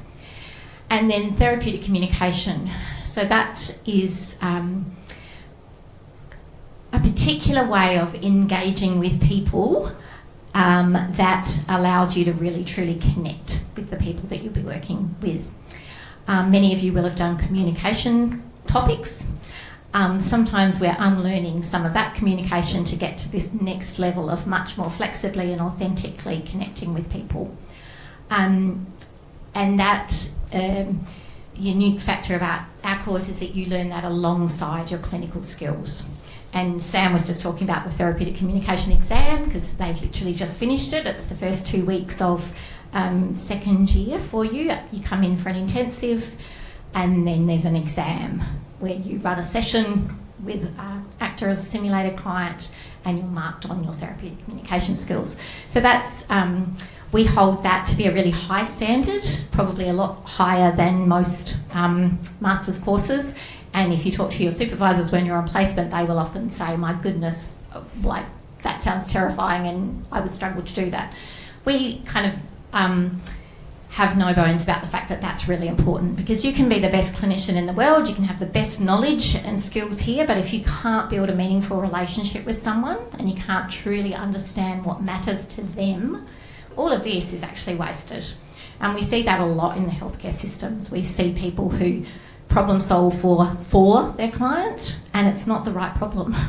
As OTs, we're really uniquely positioned to be able to understand, like Lauren said, the problem in its context, what actually matters to this person, which is beyond maybe the physical or mental injury that they've experienced to be, you know, in their actual daily life, what matters.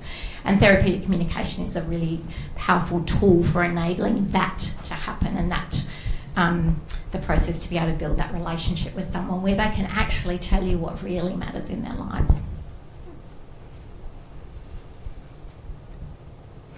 I've already talked about this. Program needs to be accredited.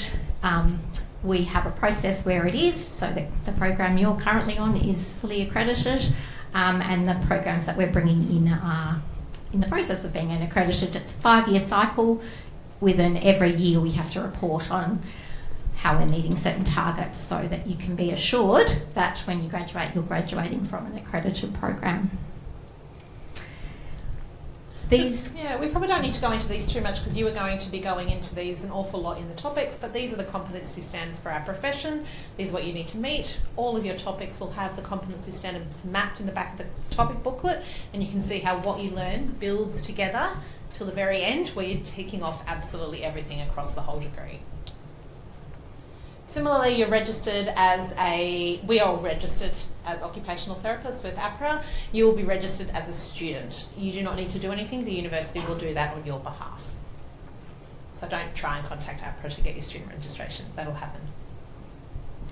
Is the English language stuff and fitness practice being talked about separately? Possibly the most important thing there is that if you speak English as a second language, there are requirements that you will need to meet in order to get your registration with APRA. Those requirements are different to what you needed to get into the occupational therapy program. They are higher. So if you speak English as a second language, I would recommend right now, well not right now, but sometime soon, hop onto the website and see what those requirements are and see what tests you might need to do so that you're aware. We've had students in the past that haven't looked into it and then they've done everything they can for their registration, but they can't go any further until they pass that test, and some people have taken a while to actually get that test. So yeah, my recommendation is please have a look and see whether you meet those requirements. If you've ever studied high school overseas in a language that's not from an approved country, check that out too, because we had a student a couple of years ago that was from, they did their high schooling in South Africa, and they got caught up and needed to do the test even though they spoke fluent English. I've had family members and friends, should I say, that have come from English-speaking countries where they only speak English, and when they've come to Australia, they still don't meet the requirements because those requirements are not, that country, sorry, is not recognised by APRA as an English-speaking country. So if you've done anything in that regard, please check it out so that you're aware of what you need to work towards when you get your registration. And I think the other thing to be aware of is, as registered OTs, we are all registered OTs, we have to maintain a declaration about our fitness to practice. So we need to be honest and upfront about any conditions that we might have that may impact on our ability to work. Similarly, as students, you need to be able to ensure that you are fit to practice. This particularly relates to placement, but it's something that people often forget, students often forget. We will talk about it more in the placement before you go on your placements, but just being aware that that is a professional responsibility, and therefore we hold that to you as in your role as students as well. It also kind of links into, in your role as a student, if you have any particular medical conditions, disabilities, please consider getting an access plan through the disability support system. So that allows a process where we can take into consideration your particular needs. So same with APRA, it's not that I can't work as an occupational therapist with a particular condition, it's that I have to take responsibility for maintaining my medication or my therapy process or my rehabilitation process to ensure that I am safe, and APRA's role is all about safety of the public. As a student, we want you to have the maximum opportunity to learn. The way we can allow you to have special dispensation is through an access plan. Obviously, we can't equitably allow every single one of you to do your own thing because we simply wouldn't have enough time to make things work. But if you have an access plan, that gives us permission as topic coordinators to be more flexible around things. So guys, if you've got got anything that's likely to impact on your role as a student, please get an access plan through the Disability Support Service and then email a copy of that access plan to your topic coordinator. If you're new to this and you're thinking about this, when you talk to them, talk about your role as a student, but also placement next year, because again, that's one way that we can ensure some flexibility around placement allocation for you, and it will save you having to go through the process again next year. So just talk about the fact that you're an OT student. This is the concerns you've got around studying, but you also will be on placement, and that will help that process. And if you're in doubt, send me an email and I can just make a suggestion. I think we've talked to this. There are so many jobs. There are jobs everywhere, and our students that graduate from this program have been very successful in winning new grad programs across all of the regions in South Australia, and some internship positions as well as some really amazing roles in private practice. So we will be covering lots more of that information next year. I reckon we can skip and keep going. Not this one? We can, go. Yes, we can do the hands. Yeah. All right. Just in terms of a bit of, for the people in the room, who has a relative who is an OT? You can raise your hand. A few of us. We can't do the hands. What is your experience of OT? What was that one about? That was meant to sort of just chatting. The other thing we just wanted to ask, someone asked in the break, who is doing the OT course part-time? The MOT part-time? Hands high, we can't see. See there? Oh, stretch. Thank you for letting me know. So come and tell me in the break, and don't shame me in front of everyone. No, no, that's fine. Okay, so nobody else. So it's good to know today, hopefully we get a chance for you to talk a little bit more with each other, so that you can also start to form some of those connections around who's in the same boat as me, because that's always nice to help you feel a bit more connected. So we'll come back to that. Yeah, if we get a chance, we'll get through some other information. Okay, you would have all gotten the Master of Occupational Therapy handbook. It was sent to you by myself to your Flinders email account. So if you haven't checked your Flinders email account, that's what you need to check. This is like your go-to book with most of the things that you'll need to know in the course. So I really encourage you to have a good look at that and read through it. If there's anything that doesn't make sense, let me know, but it should be pretty straightforward. It's where you go to when you have major questions or things you want to know. There is an accompany book that we give you for placements that you'll get access to when you go out, get ready for placements, so later in the year for next year. This is the course structure, so we've sort of alluded to it a few times, and here is the name of that topic, Christian. So, Introduction to Occupational Therapy Principles and Practice. It's okay, I mix it up too, it's my topic.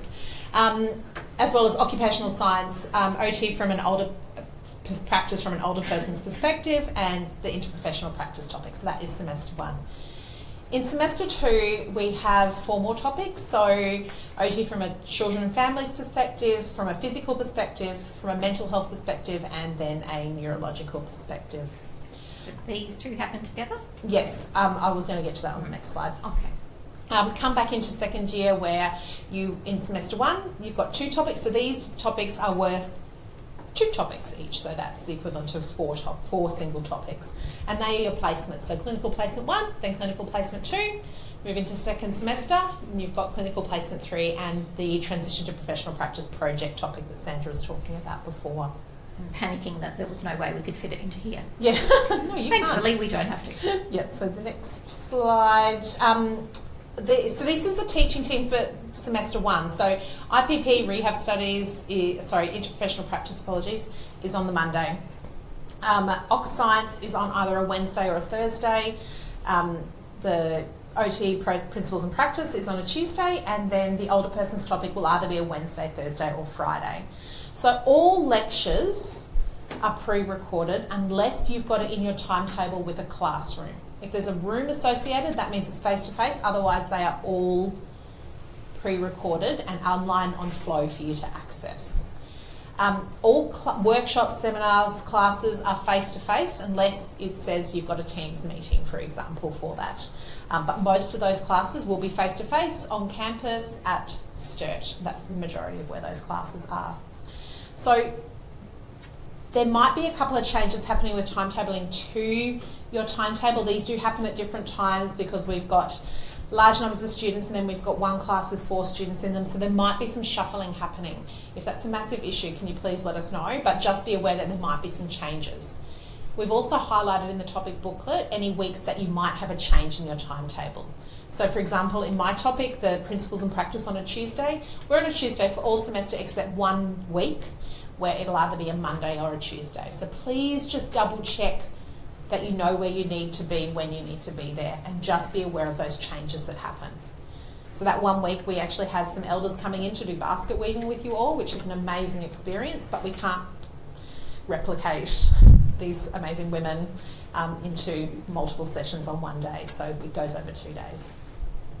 So we do ask you to be as flexible as you possibly can be, because we're designing a course that is the best opportunity for your learning, and sometimes that requires big changes, big groups or things and they may emerge across the semester. As Elise said, timetabling is done centrally and sometimes not with our input, or hasn't taken on board things that we had asked for, and we're picking up on those challenges as they arise. So they will be announced through topic announcements saying, there's been a change. Your topic within your topic booklet is the timetable for the program. That is the most up-to-date version of the topic. Sometimes that will be slightly different to your student centrally timetabled timetable, and it does get confusing because sometimes you're told of room changes and we're not told of them. So if the uni has to move things around that isn't based on a topic experience, they might just email you saying this has been changed and we don't know. So there are some of those glitches that just happen as part of a very big organisation, and we apologise in advance. We know it's frustrating for us as well, but at the moment there will be some class shifts. If you've been moved from a class to another class, it's because of the numbers. If you possibly can accommodate that, please do, because there will be people who can't accommodate that for caring responsibilities. So we really encourage you to kind of be as flexible as possible for that, for those sorts of things, to allow it to work the best for us all. Thank you. So this is the yearly planner. I know it's very small. You do have a easier to see copy in your course handbook, so please have a look at that. And we will make these slides available, so please don't stress. So you can see on the right-hand side, that is the yearly planner. Green is coursework, blue is placement. So first column is your first year, second column is second year. So you can see all your placement sits in second year of the degree. The first semester of the topic is the only semester that aligns with normal university timetabling schedule. So the mid-semester break is the same time as a normal mid-semester break. The start time is the same. The end time is pretty much the same. After that, all of the topics run as non-semester topics. So basically they're at different times. So you've probably already gauged that second semester is quite busy. What we've done to try and lighten that load is you've got 4 topics. We've split them into two 8-week blocks. 2 8-week blocks. So you will do the mental health and the physical health topic in that first block that you can see on the screen. So that's July through to September. 8-week block with an assessment block, and then you've got 2 weeks of assessment, then you've got a break. Then you come back in the very beginning of October for another 8-week block, and that's the neurology topic and the children and families topic. So we're finishing basically in that last week in November, the first week in December. So yeah, just be aware that that is different. So that's really important for you to understand. The other thing that's going to be really important is that second year, we don't start back in March. You are coming back to do face-to-face topics in that very last week of January, first week of February, depending on how the timetable falls. So please don't book holidays thinking you're going to be going away in February because class doesn't start back till March. You're going to get caught out. You come in for a 2-week intensive that is face-to-face, and then you're out on placement from looks like the 16th of February next year for 8 weeks full-time. So these dates are set now. They're not going to change, so book them in now. We've just had students, this was the therapeutic communication intensive, came in every day of the week, and then this week was exams. There were some people who had holidays booked for that and are in a world of pain, so they will have to now come back in and resit that here and have to make up the content, which is all designed to be face-to-face, and it's really hard to make up face-to-face learning. We do not record practical sessions. They are designed as face-to-face experiential learning. Obviously, we understand things come up, people get sick.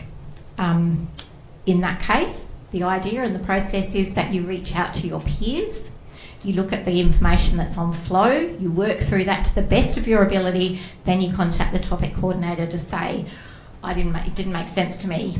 I've got some questions. That is absolutely fine. If you've chosen not to come to class and you don't have a reason, then you've chosen to value your time differently, and we will do the same. So we will not be able to support people who didn't turn up because they didn't read the timetable and planned a holiday.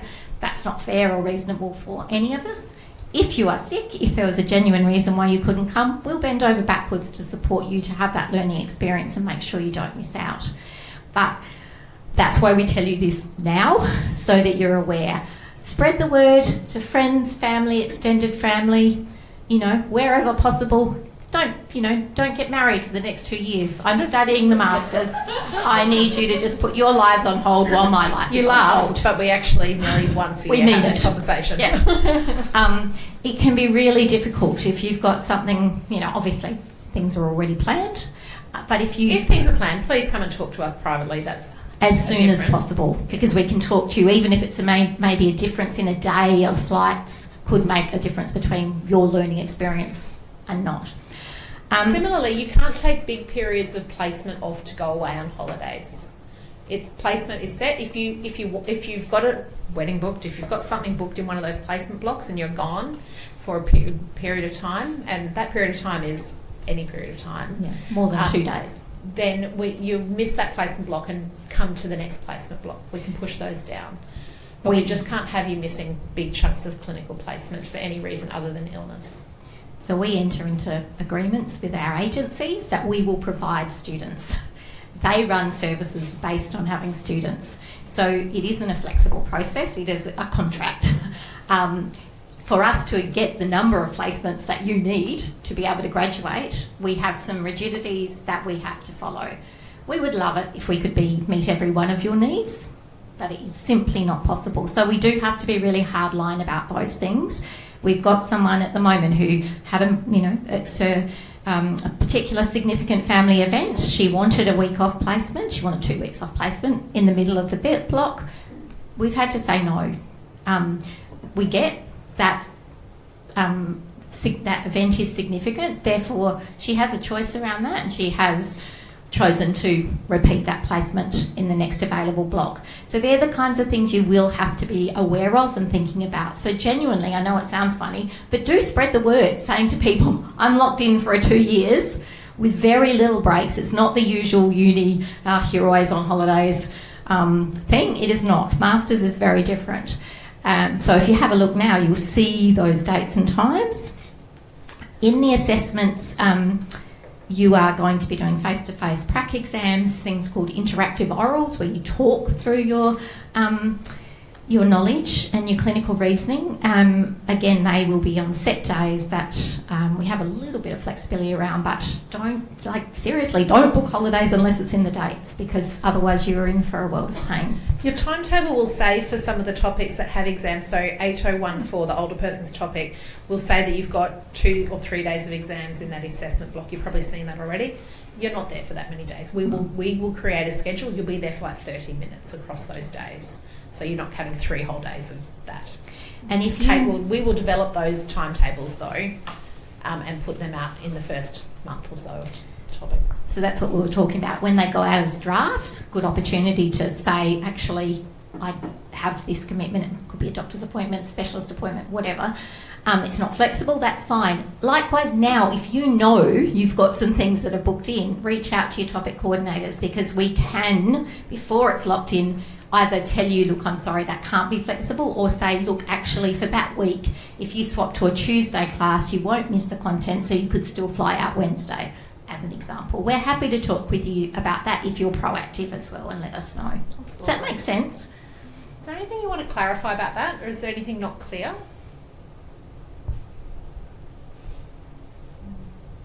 Okay. Please reach out if it's not clear as well.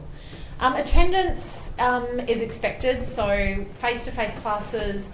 I've covered sort of what semester 1 looks like. So for my topic, there's 2 hours face-to-face. That's the 8013 Principles and Practice. For Oc Science, that's 2 hours once a week. For Kate's topic is 4 hours. So the older person's topic is 4 hours once a week, and then interprofessional practice does change week to week, but it's on that Monday.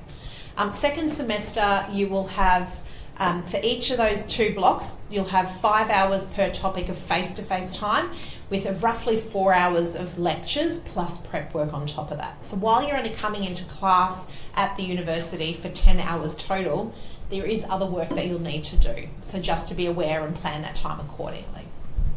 And if you're not used to studying with online lectures, they can be a bit of a trap, because it's like, oh, it's flexible, but you do actually have to book in the 4 hours of lectures, otherwise you're really struggling. Lectures are designed to be engaged with before coming to pracs to make the most of your learning. Yeah. And while we're talking about these high expectations around attendance, that doesn't apply if you're sick. If you're not well, don't come. We can work around those genuine reasons for you not being there and support you with that. And we've had people who've been very unwell or have had car accidents or have had surgery that was unexpected, and they have still successfully engaged with the topic. It's fine, but that's when it's the extra and the extraordinary circumstances. On a daily basis, plan for your timetable.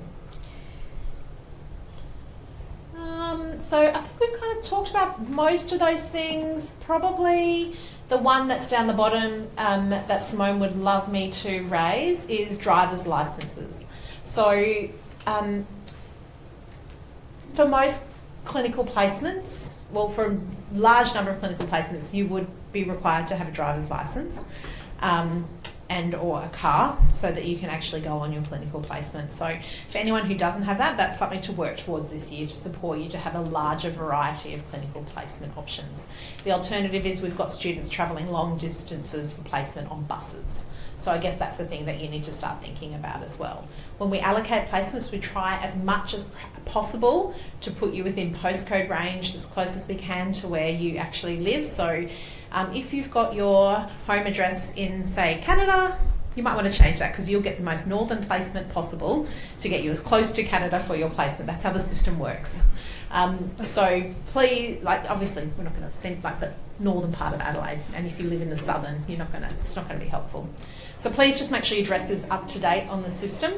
And similarly, work towards that driver's license. That's going to be really important, not only for you now going out into clinical placement next year, but also occupational therapists are mobile and in the community. And so not having a license will severely restrict you when it comes to you getting a job in the future.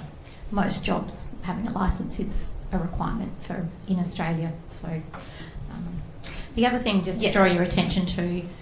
Sorry, you just walked in then. Yeah. For the international students, does a lot of our driver's license is it kind of the same, or I haven't really looked? I haven't actually looked into how that actually translates across. I think if you have a look on the Department of Motor Vehicle and Transport, they will probably have details about how international licenses transfer over to here. I believe you've got a period of time before you need to get an Australian driver's license, but have a look into that. Are there any other questions around that? Just knowing that your flow, any email correspondence needs to be through your Flinders Uni email address. Many of us have multiple inboxes that we run, but it's a legal requirement, and the official communication for Flinders is through your Flinders account. So just making sure that you check that, get it linked to other email addresses if you haven't, and making sure with flow, we'll go through some of this with international students in a bit more detail, so don't panic if you're sitting there thinking none of this is making sense, but just also making sure that you have your flow announcements linked so that you get announcements around things that might be last minute changes. Sometimes staff members sick and we have to combine two classes and we send an announcement out on flow. It's just making sure those things are up to date will make it smoother for you. Yeah, as Sandra said, the Flinders University email account is the official account that we will email. So saying I haven't seen it because you haven't looked at your Flinders Uni account is not a valid reason to not respond to certain emails that we need. So you need to be checking that. I don't think we need to go through these, but being very aware that we will hold you and we hold ourselves accountable to our professional values for the course, and they mirror the professional values and expectations of the profession. This is just giving you the heads up that we will be talking about sensitive material in class. We have cases that are based on real world cases that are as clinicians we are very familiar with. So sometimes the material might be really sensitive. We will have sensitive material warnings in certain modules and certain topics. You can look ahead to some of the material that's there. If there is a reason that is going to be particularly triggering and unsafe for you to engage in the material that week, we really understand that. We just ask that you contact the topic coordinator and have a discussion about how we can support your learning around that material in a safe way. I was talking to a couple of people in the break about the whole point of our approach is that we know that people learn best when they feel safe and supported. So we build, we really do truly want that to be the case for you. But there is some things, to be an OT, you will be dealing with traumatic experiences for people, and we are going to be preparing you for that. So knowing that and knowing for yourself around what those things might be that are tricky, and then again being proactive about reaching out about that, we can support your learning to be as safe as possible.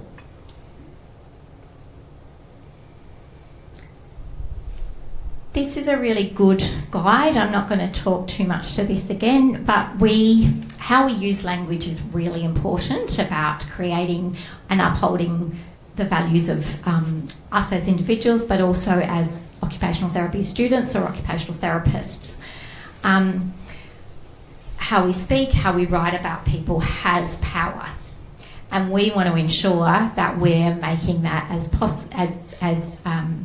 holistic, as supportive, as diverse, as respectful as possible.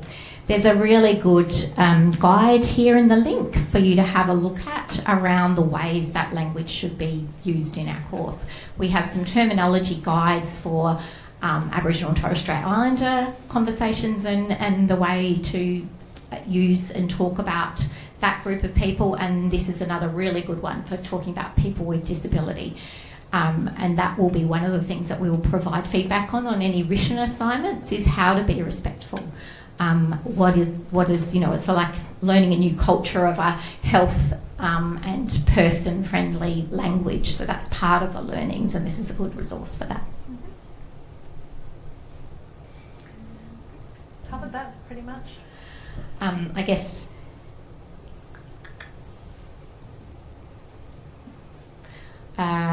email communication.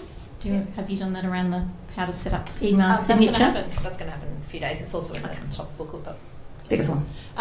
Probably now might be a good time. I'm just going to jump forward, Sandra.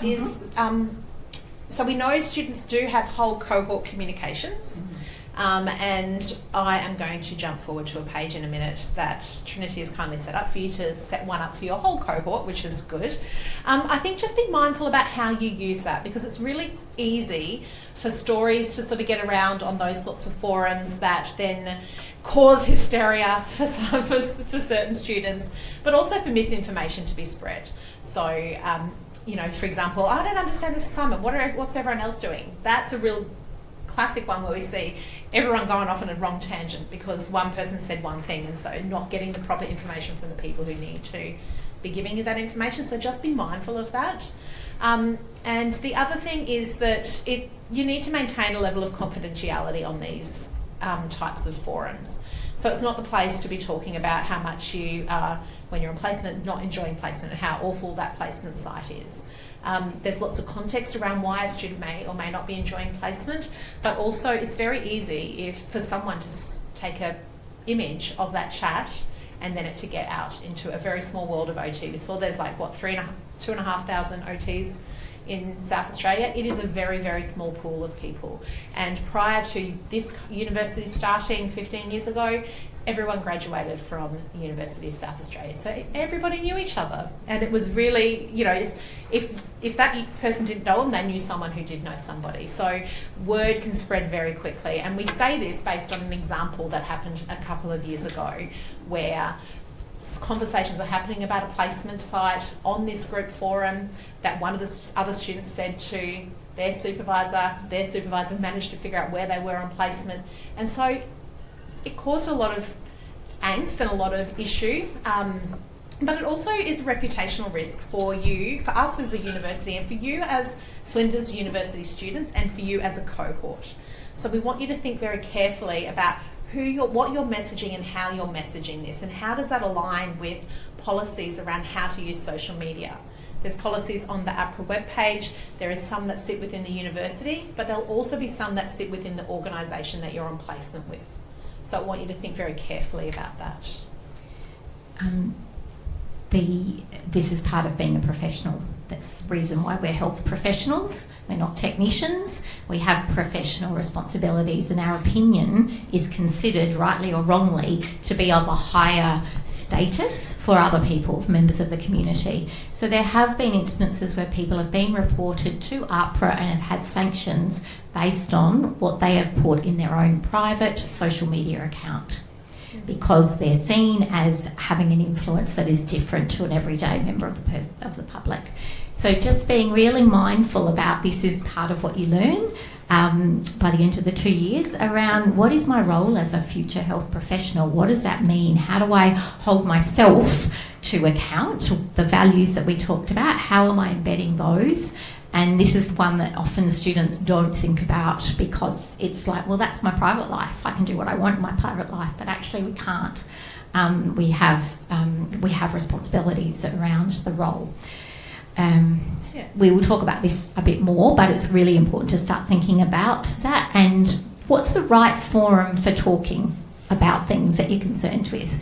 Thinking again about what's going to be most productive, most appropriate, who are you raising a concern with, what's the value of raising it with a group versus raising it with a select group of people publicly or in writing versus in person.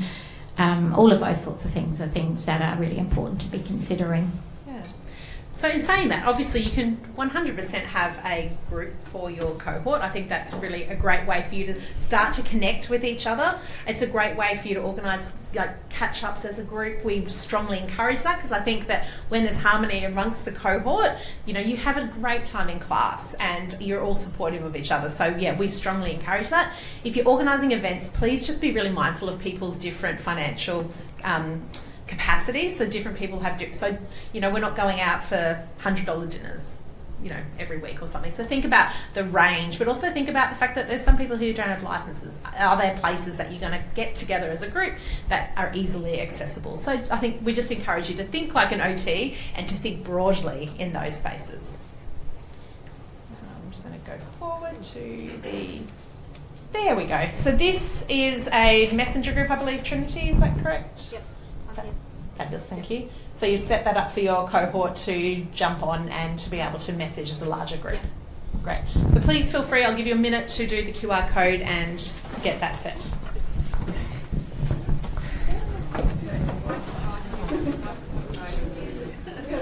Trinity, is there another way if the QR code doesn't work on the phone? There you go, we can send a link. So Trinity, do you understand? Oh, there you go. If anyone else has trouble, Trinity's here and she will help.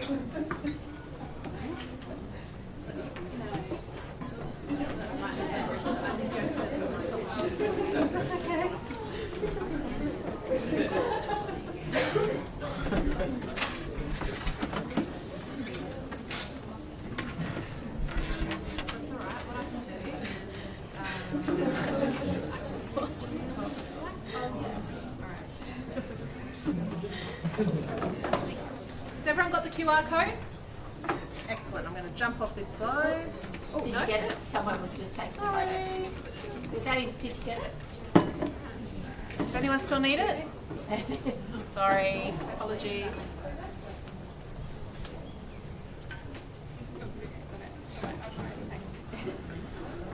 Is it working for people? What I'll do is I'll put this up onto one of the topic pages, and you can give me like a URL link as well, Trinity. Yeah. And then we can just make sure that anyone who...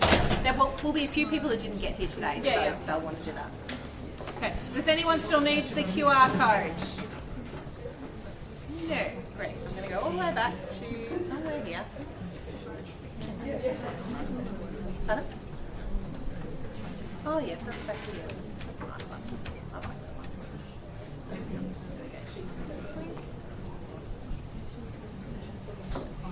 Okay, so it is now 1:45 and I'm thinking everyone's starting to flag and would like a break, but we thought before we do that we'd have a 15 minutes where we'll do some speed connections, so think speed dating but with a whole cohort and getting to know people. So find a photo on your phone. It can either be your lock screen or a photo you're happy to share. And we want you to go around and speak to people that you haven't sat at the table with today, people you don't know, and talk about your photo. Introduce yourself and say why you've chosen that photo. How is that meaningful to you? So we'll do that till about 1, and then we'll have a half-hour lunch break from 1 to 1:30. Okay? There you go.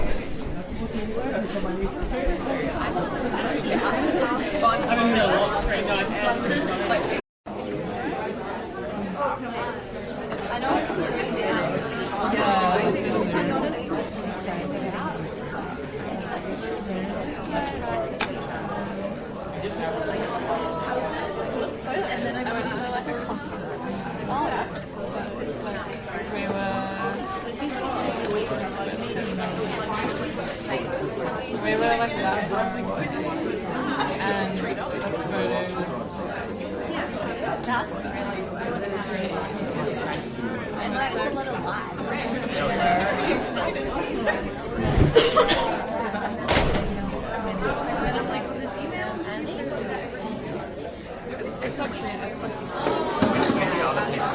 Okie dokie, we are back.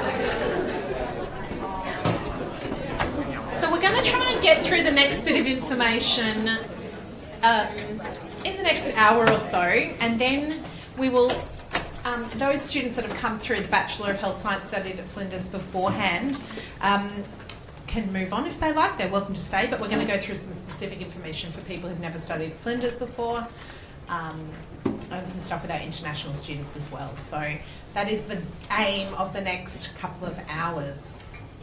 But I'm going to hand over though to Trinity and Ruth, who are going to talk to you about the Flinders Occupational Therapy Association. And I'll hand over a mic. Okay. Hello everyone, I am Ruth and this is my emotional support Trinity. So I would very much recommend maybe having a look at your table and finding an emotional support person. You'll definitely need it this year and next year. So we are part of the Flinders Occupational Therapy Association, which is just an association run by a community of people that are studying OT, so just like you guys. We host fun social events. Sorry, I'm a little bit nervous, oh my goodness. Where we do things like balls and we have pub crawls. We've done a bottomless brunch before, which is really fun and a great way to meet people like-minded and that are studying the same degree as you. Do you have anything to add?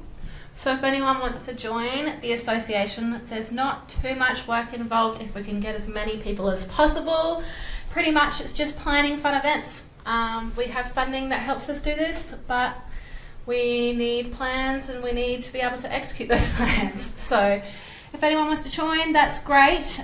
There's also just a general photo membership, which also gives you discounted access to some of the events that we have, such as the ball that we're running this year. And I believe we have some other fun events up our sleeve. So that's free to join, and it basically just gives you some text message reminders of what's going on and what you want to join. That's pretty much it from us, unless you have anything else to add. Not really. Cool. Anyone got any questions about the Student Association? No, I was going to say that last year you guys, the Student Association, did some amazing things that were really exciting as well. I know that Alex, who's in our second year of the Master's program, was, she is a amazing force that's very organised. She was one of the ones that helps organise us in the cohort. But she did organise a couple of other extra events that I'm sure if people here are really interested, they could take on part of that as well. So they organised a Auslan Sign Language course that happened in semester 2. There will be another one. They were really excited to partner, which is like key sign language that you would use in particularly in children and family practice. Then there was also some other things that she organised around visiting suppliers of different equipment in the community. So that was another activity that she did organise, or they organised as a cohort or as a group. So yes, I think that... You got another one? Yes. We also have merch, so Masters Flinders Uni jumpers, t-shirts, hats, I believe. That will be available and sent out soon. Again, the free membership gives you discounted early bird prices for that as well. So it's always really exciting when they all come in and all the students come in with their jumpers and like, oh, that's it for this year. So that's very exciting. So that merch you can absolutely wear to university. You can't wear on placement, so they're not your official placement uniform, but can be worn everywhere else. It's also the association also links students that are in the Bachelor of Health Science program as well as the Master's program at Flinders. I was just thinking about the study sessions. Did you mention those? Yeah, no, so they also organised last year lots of study sessions and brought food along, which is kind of on the slide here. Weekly study sessions with free coffee and snacks. I think organised a room on 4th floor that was booked for a couple of hours. That was just because often on campus you do things in class and then you leave and you haven't got a space to be. So they'd organised that, which the students really enjoyed. So they just kind of hung out together, and that was more of an informal. It really helps connection across the cohort too, which was really, really good. I don't know if are you doing a pub crawl again this year? Hopefully. Still to be figured out, considering with the triversity stuff. In the past, the pub crawl has been across all 3 occupational therapy programs in South Australia. So having Adelaide and UniSA students and Flinders together. So that was kind of cool that happened. So I think they're trying to look and see how you can logistically do that with the merger that has happened. So for those who aren't from South Australia, we used to have 3 universities in South Australia. We now have 2 because University of Adelaide and UniSA have combined to create Adelaide University. And Flinders has stayed the same. You can. We haven't decided to do the study sessions, but if we have demand and people would like to do that, then just let us know so we can organise something like that if you do feel like it would be beneficial for you, because we would love to do it, but just need people.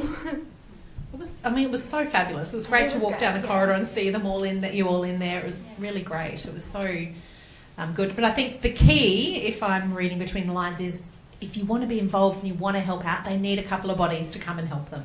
So that's going to be really important. It gets a bit of a heavy load if it's just lying on the shoulders of a couple of people. So, as they say, many hands make light work. So if a couple of people want to come and help out with some of that organising, it's a great chance to get to know some other people. Good thing to put on your CV to show that you're doing these things. And Alex won an award last year from the university for the work that she did for this. So it was great.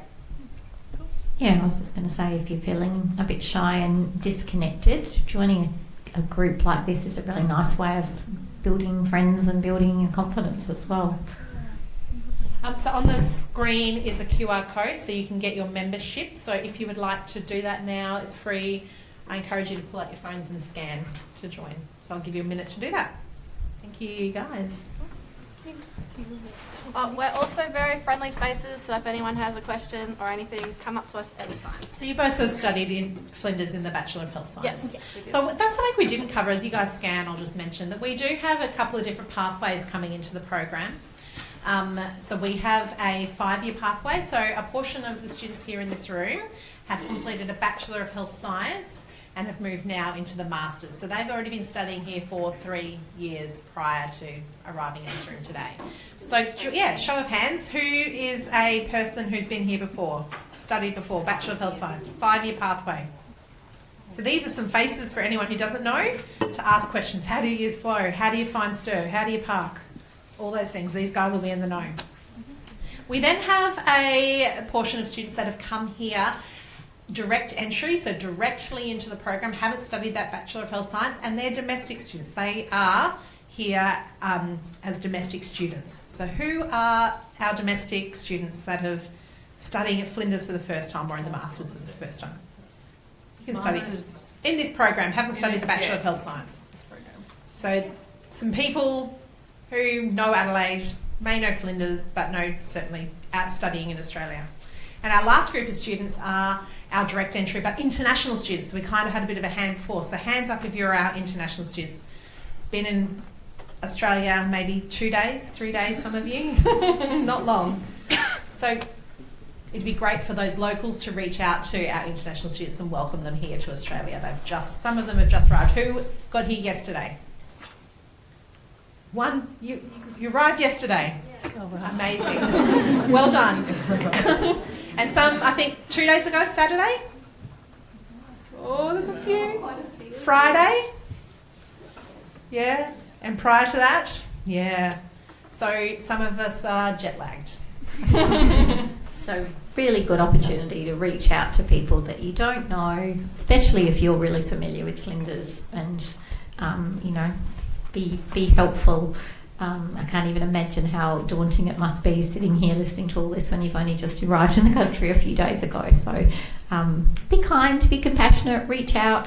And for those of you who are in the position of going, I'm totally overwhelmed and confused, feel free to grab someone. Like, seriously, OTs and OT students are very kind and helpful. So make sure that you kind of think about that for yourselves as a cohort, because you will become really connected, but it does take some work to do that. Yeah. Thank you very much. Thank you. Thank you. Hopefully you get some more people to help you out this year, because you guys did such amazing work last year. Great. I'm going to go backwards to where we kind of left off. Oh, dear me. There we go. This is roughly where we are at. So one of the things that we really value from you is feedback. We have lots of different points where we do get feedback from you across the degree. One of the big ones is at the end of each topic, so you get student evaluation of teaching. It is anonymous, so for anyone who thinks it's not anonymous, it is. And it's a way for you to give constructive, and I use that word very purposefully, constructive feedback on how you found the topic and the things that we can improve that are within scope. So getting feedback, for example, that says, I wish my lecturer wore more makeup. You laugh, but true. True, Sandra? It's not helpful. Years ago. Yes, we have got that feedback though. To have things that aren't able to be addressed easily is not helpful for us to be able to improve. If something's not working in the moment, please just send us an email. Like, we'd love to hear how we can fix it up, because sometimes you get it at the end and we're like, oh God, if I knew that earlier, I could have fixed it at the time. So please just let us know as well, okay? And I really want to encourage you, as you do those sets at the end of each semester, to know that we are human too, and that words can, as we know, be powerful, but words can wound. So I think I'd just encourage you to just think about how you can be kind and considerate with your feedback. But there's other points along the way where you can actually provide feedback. So feedback to, for example, educators when you're on placement, so giving feedback about what that placement is actually like. We send out surveys. We also have the student representatives that we have within our course. So this is your opportunity, if you are interested in becoming a representative of the cohort, to reach out and let us know. So I'll be putting an email call out for that. We try to have from each cohort 3 representatives, someone that has come through the 5-year pathway, so the Bachelor of Health Science to the Master of OT, someone that has come directly into the program as a domestic student, and then an international student rep as well. It's not onerous, it doesn't take a lot of time. We try and have maybe 3 or 4 if we actually get to squeeze it in meetings a year. It's where you might get some feedback from your peers, and you provide that to us, and we give you some information to share back as well. It's been really helpful having student reps in the course, and so if that's something that you are really interested in doing, the uni does provide some additional training to help you understand the role, and we provide that support as well. So please consider and think about nominating yourself to be a student rep. We would really appreciate it. Again, another really good thing to have on your CV when it comes to applying for jobs in the future too. So, do you add to that? Great. It's seriously not onerous from our perspective. Assignments. I've had a few questions in the break about assignments. So for each topic that you do, or assessment should I say, there will be a maximum of 4 pieces of assessment. Most topics will have 3 pieces of assessment that you'll do across the semester. So you'll typically have one that's somewhere in the first half of the semester, one somewhere in the second half, and usually one at the very end. We try wherever we can to make sure that our assignments are really practical and are applied. So what you will be doing in your assignments is the things that you need to be doing when you work in clinical practice. We try to replicate a lot of that work as well. So demonstrating things like your clinical reasoning as well as your knowledge. So it's not so didactic, it's more about applying that knowledge. All the details about assignments are on Flow. And so our Flow information page will have the assessments, that will have the due date for those. There will be details about what learning outcomes that meets, as well as details on the assignment. A lot of our assignments, we also put a short video up explaining what the assignment is about to help you understand that little bit more. So yeah, nice and clear so that you understand that. Due dates are set on Flow, so you'll see when they're actually due quite clearly. Knowing that you can obviously, if you need to have an extension, so we mentioned that before, 3-day business days extension without needing to provide evidence. If you need longer than that, then you would need to get things like a medical certificate, or you might have an access plan as well. We use APA 7th edition referencing, so we do expect that you get your referencing right. In one of the videos for 8013 for one of my assignments, I've actually talked through referencing in there as well. So please just have a look if it's not clear at that video. I think it's the first one to get a little bit of detail about how to reference. If you're not clear, there's lots of guides that you can actually go to find out more. We really encourage you, we sort of talked before about getting work done early. Try and get a draft done a couple of days before it's due, like a polished draft, that you then can like leave overnight and come back and look at the next day. You often find that if you get it done, then leave it for 24, 48 hours and come back to it, it's so much easier to polish it off rather than working up to 9 a.m. when the assignment's due, which I did in my degree. Don't recommend it. And I think that is one of the different things between a bachelor degree and a master's degree. We do have higher expectations of you. So if you're used to just kind of getting it done one draft and submit, you're probably not going to do as well. And that's always a hard thing for people who are used to doing extremely well in academic topics to get a credit or a pass. But that's what a kind of first draft and submit is likely to get, if not pass. Masters is about critical thinking. It is about bringing together really complex concepts, making them your own and communicating them clearly. That takes more effort than one draft and submit. So I always freak students out, but I truly mean you do need to do a minimum of 2 drafts.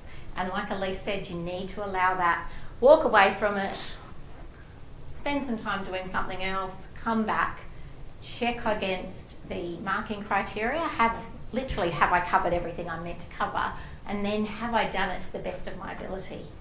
Because if you haven't covered the marking criteria in the rubric, you're not going to get marks. We mark to a rubric, so if you've missed a section, you won't get those marks. And if you haven't done it to a level that shows that critical analysis component, then again you're going to be getting pass or low credit marks. HDs in masters are about exceptional work. So it is a step up, and that is a hard adjustment initially. So the most important thing I think you can do to prepare yourself for that is to allow that extra time. And that sounds like, but what? But that's that planning. Deadlines here, okay, well my deadline's here so I can walk away, have 12 hours, 2 hours, 4 hours to review it and then submit, and you will do better. The other part of that is if you're sitting there going, I do not understand what this means, reach out to a topic coordinator.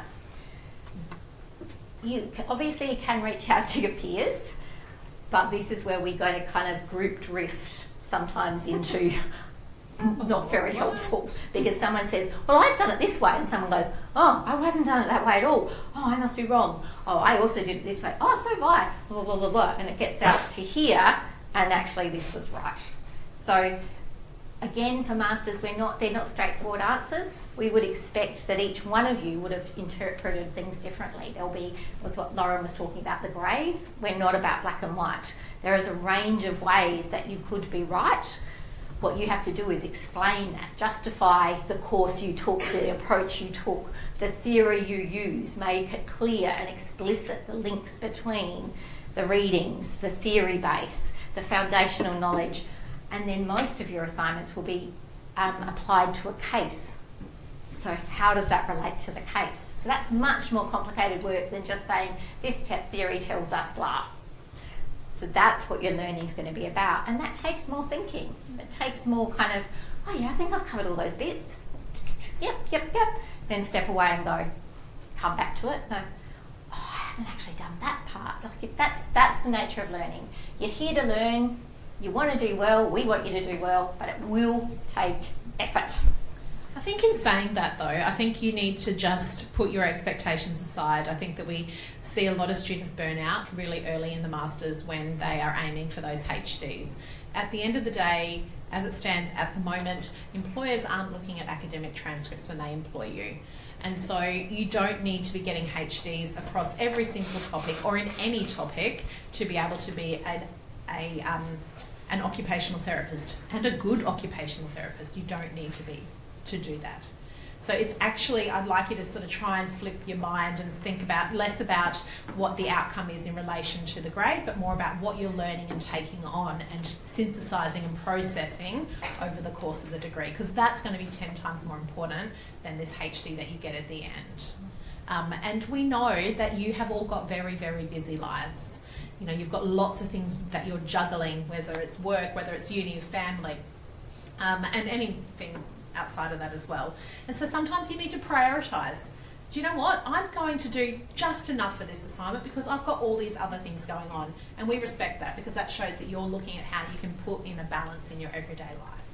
So really know that we expect you to be looking after yourself and not killing yourself trying to get those amazing HD marks that aren't sustainable. And the learning is the processing. So that again takes time. Think, step back, look at it again, check it out, think about. That's all the rich learning that comes from things that we want you to be able to hold in your mind. And then in a prac exam or an interactive oral, talk to. So again, it's not about rote learning. We're not going to ask you to talk about the 5 steps of such and such theory. We're going to say, how have you applied that theory to this case study? Tell me more about your understanding of that. So you get a chance to talk to it. We love those assessments because we're not having to interpret your writing. Sometimes you read something and you're like, I'm not really sure what they mean by that. Whereas if you say something, we can say, I don't really understand what you mean by that. Can you tell me more? We can tease out, and we're good at that. That's our job, to go, you know, that's someone who gets it. They're not explaining it very clearly, but they get it. Versus, yeah, that's someone who has no idea what they're talking about and are just using words. And that's what you're going to need as a practitioner. Very rarely going to have to write an amazing piece of written work. You will do reports, and if you're in the medico-legal field that Christian was talking about and Belinda's in, very much high-level written communication. But mostly, it's about everyday communication and an ability to explain verbally why you're doing what you're doing to justify what you're doing for your clients, but for other team members. And that's what our program is designed, and the assessments are really designed to be able to get you to do.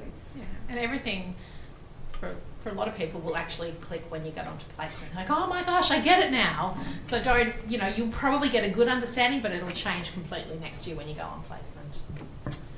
Extensions in early, we don't, you know, we're not going to check our emails on weekends. I can guarantee that we are trying very, very hard to set really clear boundaries for ourselves that weekends are weekends. We're paid to work weekends. So if you put an extension request in on a weekend, we're not going to see it till we get in on Monday. And it might not be first thing Monday because we might have lots of other things happening.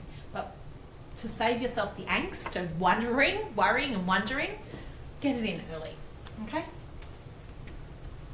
And we also try, wherever practical, wherever we can, to make sure that, particularly when we're just looking after the topics, it's a bit tricky with IPP, so the interprofessional practice, that all your assignments aren't due in the same week. We've tried to make sure that they're scaffolded across the semester, just to ease some of that pressure up for you.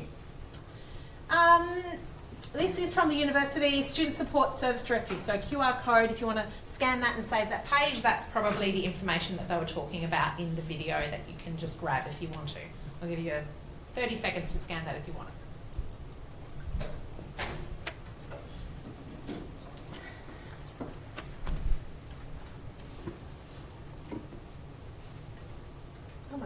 2 o'clock. How does that happen? Okay, I'm going to keep going. What do we need to do? OT Australia, this is another one. I will pop it on Flow. You don't need to get it now, but this is our professional association. You can get free membership to Occupational Therapy Australia. There are certain perks for doing that. Things like if you want to do a course, it's a little bit cheaper, but also access to things like the newsletter, the quarterly newsletter, magazine now, really, it's not really a newsletter, is it? As well as, I would say the journal, but you get that through the university library. There's a few other things that you actually get. But it's less about what you get from it and actually more about what it gives back, what you, being a member, gives back to the profession. We're going to talk more about this in my topic in the first couple of weeks of the semester, so I won't go into any more detail at the moment. Fieldwork. So I'm just going to quickly touch on this. Obviously, you know we have fieldwork. We have we meet the 1,000 hours requirement. We do have a small buffer. That buffer is not for you to go, great, I don't need to come to this week of placement. That buffer is actually when you go into a hospital or into a early childhood setting, you're probably going to get sick because you haven't been exposed to those sorts of bugs before. And so that buffer gets eaten up really quickly when you go on CP clinical placement 1, 2, 3 and need to have time off. So that buffer is there for your own safety, because the last thing we want at the end of the degree is to find you extra placement work to make sure that you meet the requirements for registration. Okay, so placement is over 3 8-week placements that we do in second year and that 6-week project that you do at the end of second year as well. We have rural placements. There's been a few questions about rural placements in the room. While we will not force people to go on rural placements, while we don't expect that everyone will go on a rural placement, there are rural placements that students will need to take an opportunity to do. So we don't expect our international students to do rural placements, and the main reason is that there is currently Commonwealth government funding for students that go on rural placements to cover things such as their accommodation and their transport to that location. That same funding is not available to international students because this is federally funded by our government. So there's a couple of other reasons why students won't go onto a rural placement, for health needs because they need to be in Adelaide, or if they've got caring responsibilities. So children, we're not going to send you away and leave your 3-year-old child at home for 8 weeks unless you want that break. And they are cared for by another adult. Yes, absolutely. You're not leaving them home to, with a stocked up fridge. But I really would love to really highlight the benefit of a rural placement. It is just the most amazing experience. I had rural placements as students. Sandra, did you have a rural placement as a student? Yep. They are just the most amazing experience to be embedded in a smaller community, to be working in a service where you might be working with the sole OT, and so you've got such a much broader caseload than what you would see if you were sitting in a service here in South Australia where you're seeing one type of condition a person may present with. Yes. Question. Are Yep. we able to allocate a location for a rural placement? So when it comes to placements, we source those placements. Students cannot source the placements for themselves. If you do have a contact or something, Simone's always happy to hear of those. But we can't send you on placements necessarily where parents are or those sorts of things. Once we've got our kind of list of what those placements are, a survey will go out to all of you, and then you can nominate, I'd be really interested in going to the Riverland, I'd be really interested in going to Alice Springs, because we also have them up into the Northern Territory. So yes. If you have a reason, like you want to work to your hometown and you want to work there again, yes, we will preference that because there's a huge shortage of OTs working in rural areas, so we're always trying to support that process. So if you've got a valid reason for why you want to work in a particular area, absolutely let us know. If it's just the weather's great in Queensland and I'd like a holiday, then no. But if it's related to something to do with, a logical reason about going home, plan to work in that area, whatever, then as much as possible we will try and accommodate that. And it's going to depend on where we get those placement offers, of course. So in saying that, I know you just mentioned Queensland. Our placements are in South Australia and the Northern Territory, so we're not going into the Eastern Seaboard. Those locations have a surplus of universities that are all vying for those placements, so we're not going to get a look in for those locations. So yeah, I guess keep that in mind, that we're having placements here in South Australia and up into the Northern Territory.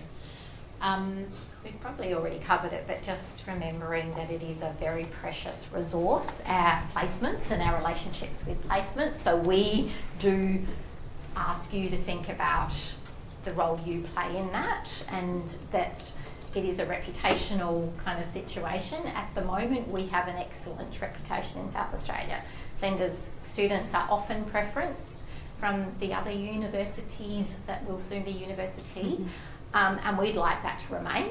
We work collaboratively with the university, so if we have a surplus of placements, we will share, and likewise. So it's not that we're massively in competition, but placements are a finite resource. So when you're on placement, the approach you have, everything to do with your experience on placement can literally mean a difference between that agency going, yep, I'm happy to have Flinders students again, or that agency going, you know what, no, that was too hard. They turned up late, they were disrespectful, blah, blah, blah, blah, blah. So we will talk a lot more about that next year, but even in your thinking now, even in the way, again, you're coming into a professional profession, you have to be thinking about those kinds of things and how that creates an impression. That works both positively and negatively. So as an example, a couple of years ago there were some students, volunteers at an event, who went up to one of the people there, an agency, and said, do you take students? They said, no, we don't. And they said, oh, that's really interesting. I'd be really interested in this. You know, that's a pity. I was hoping, la la la. Anyway, had this 15-minute conversation with the person, the agency, who then contacted us and said, we had this amazing conversation with one of your students. She was phenomenal. We would really happily offer a placement with your course. So, you know, it works both ways.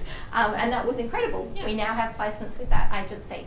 So you are, I guess it's kind of it sounds a bit cheesy, but you are ambassadors for the Flinders Uni OT program. And that can be a really positive thing, because it also gives you a lot of positivity when you go somewhere to say, I'm with Flinders Uni. That is generally considered, they will come in with an assumption that you will be of a certain standard. So it works in your favour, but also, you can, we hope that you will contribute to that, to building those relationships. That event that you were talking about was an Occupational Therapy Australia event, so they do hold events that they happen to be at and be networking at. They were networking their little butts off. They were. They did very well. I was super impressed. Okay, so Fieldwork Essentials. These are the key things that you need to keep in mind right now. Any questions about compliance, you send to that email address. I will put that on Flow, and it is in the course handbook. That is who you go to. So if you're emailing me saying, I can't get my immunisation done, don't email me. It needs to go to that email address. If you're saying, I don't know how to do the first aid course, don't email me, email that address. That is what they do every day. They are so good at it, and they are more likely to respond in a meeting in an appropriate time frame than me about those sorts of ones.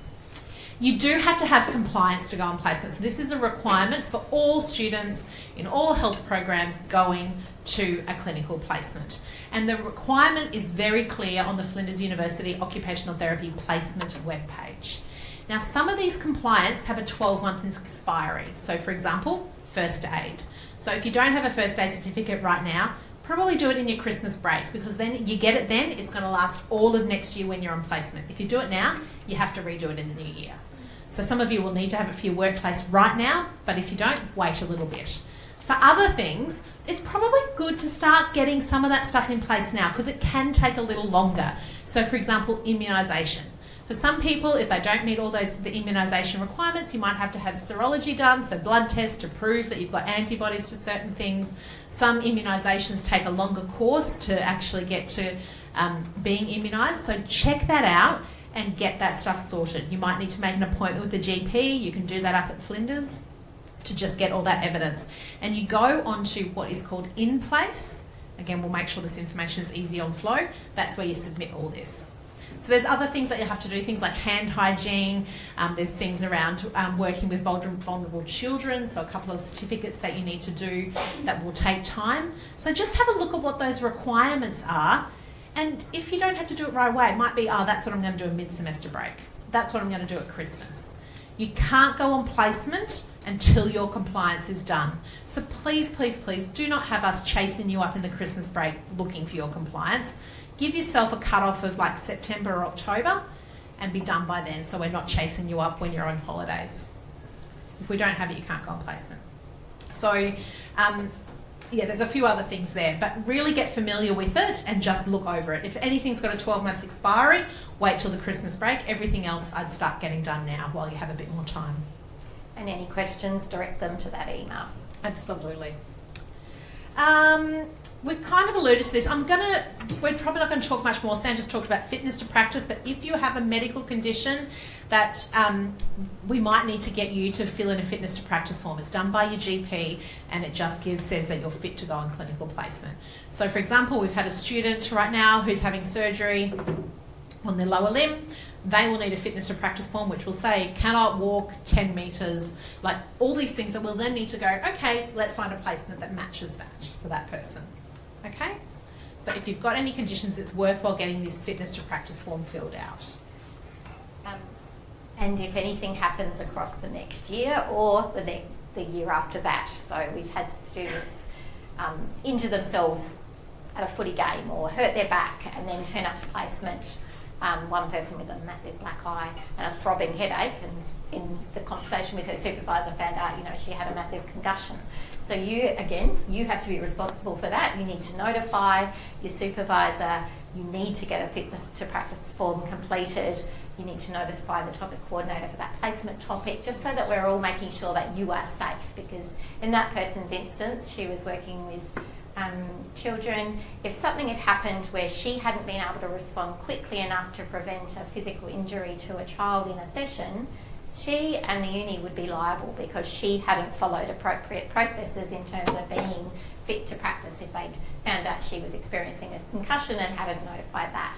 So there are all those kind of legal implications that happen. They're not just optional. It doesn't matter how minor it is. So people often say, oh, I just strained my back, I didn't realise. But if you're responsible for supporting transfer of patients, if you go to do that and your back seizes and you can't do that, again, that could be a risk to a client, to a patient. So we do have to take those sorts of things really seriously. So filling out the form, putting it on in place, sending it through to myself, we will manage that. If you're unsure, you want to just double check, send us an email.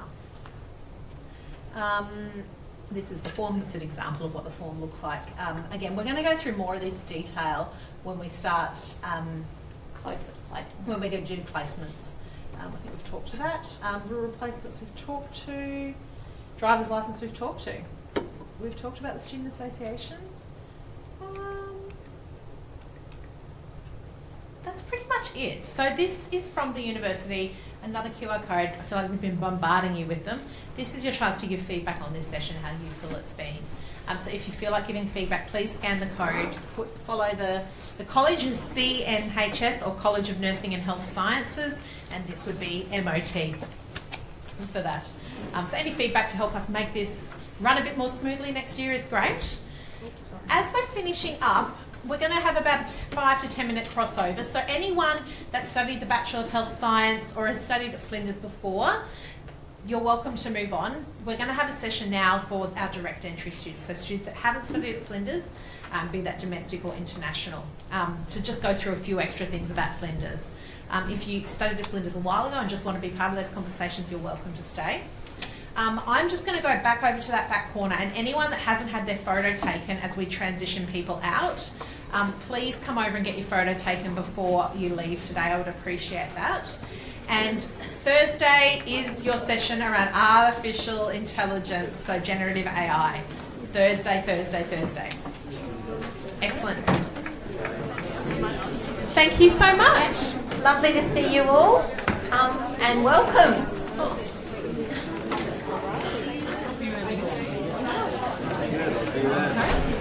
Yeah, because I put my couple of subjects here last year to get into this course, so I think I feel like I know how to do it. Nice to meet you. We're a little confused about a couple of things, so I thought I would show you a few things. This is how I get onto the Flinders Octa dashboard. I don't even know what Octa stands for, if it means anything. I don't know, we call it Octa though. So I literally Google Flinders Uni Octa, and then I get this page here, and then I go access the dashboard. It is often, I've got it pinned anyway, but you'll need to put your fan in. So this is your numbers. So the first couple letters of your last name and some numbers, and then you will have to put in your password, which I will do.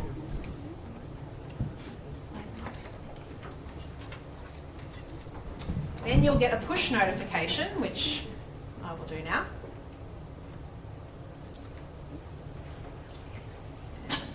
Prove that it is me. And then it will log you onto the dashboard. So this is where you should all get, this is where you'll find your email.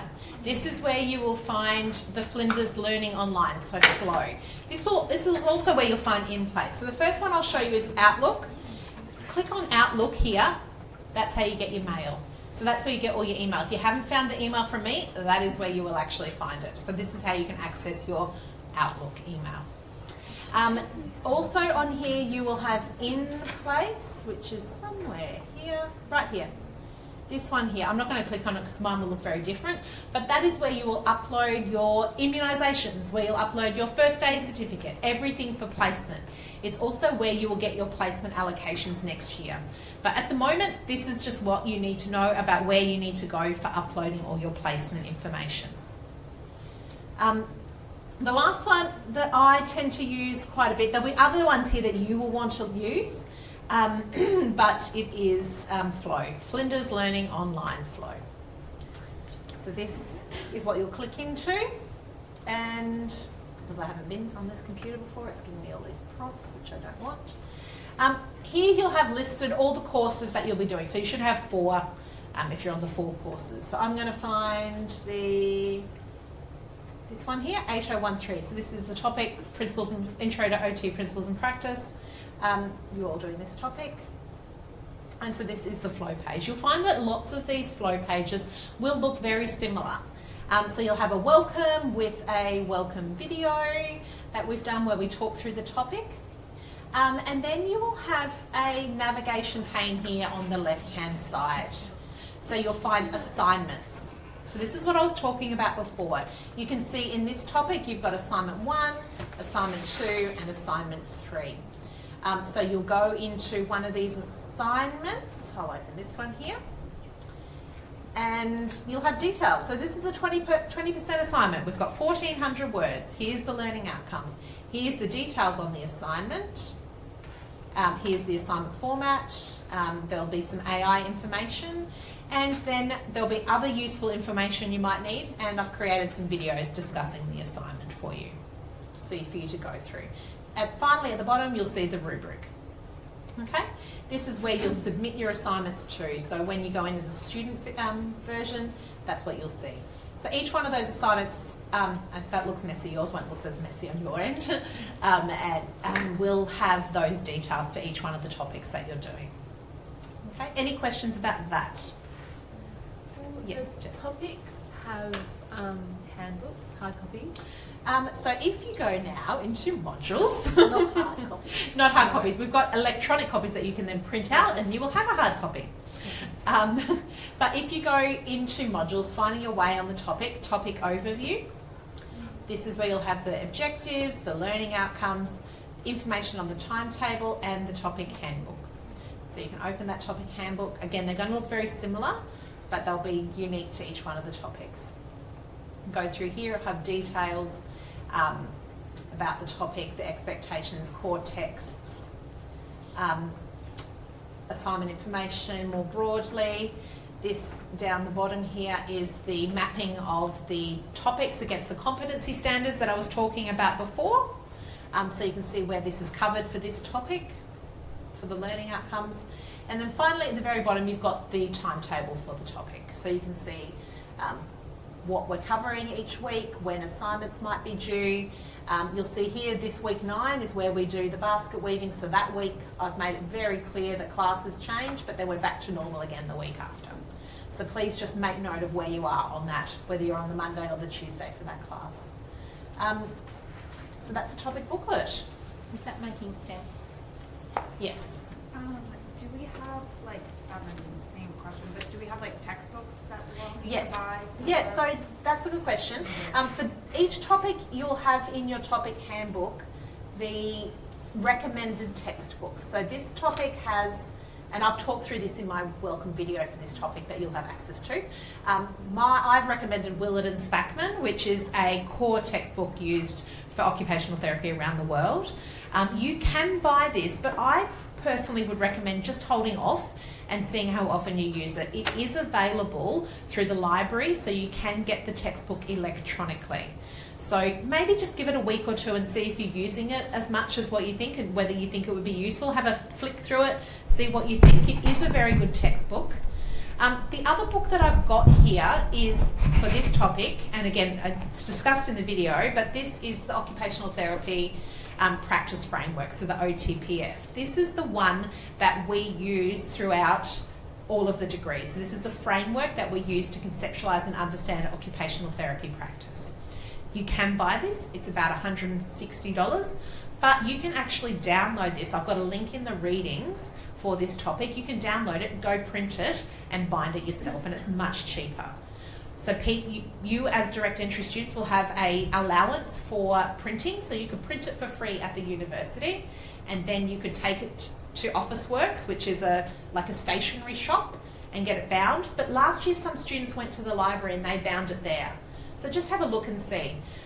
Much cheaper to just print it out yourself than to actually buy it for $130. We just print it.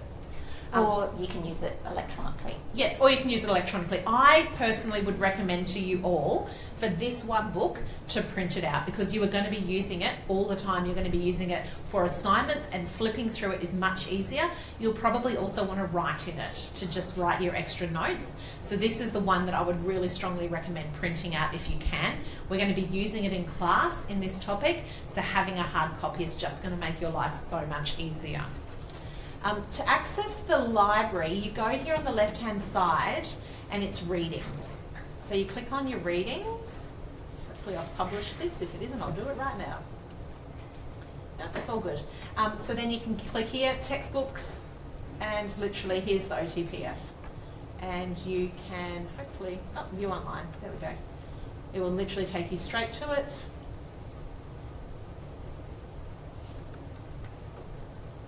As it thinks things through.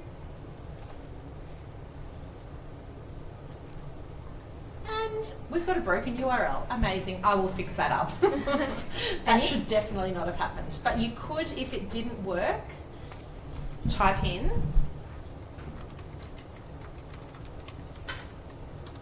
Linda's library.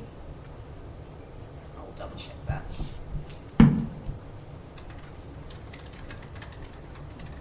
And please again let us know if there are broken URLs. We try and check them all before releasing the information, but every now and then you miss one. So it's right here. So make sure you get the most recent one. So it is the 4th edition. You would have seen here, this is the previous edition. So you want this one, and you can. It's available online. And click here.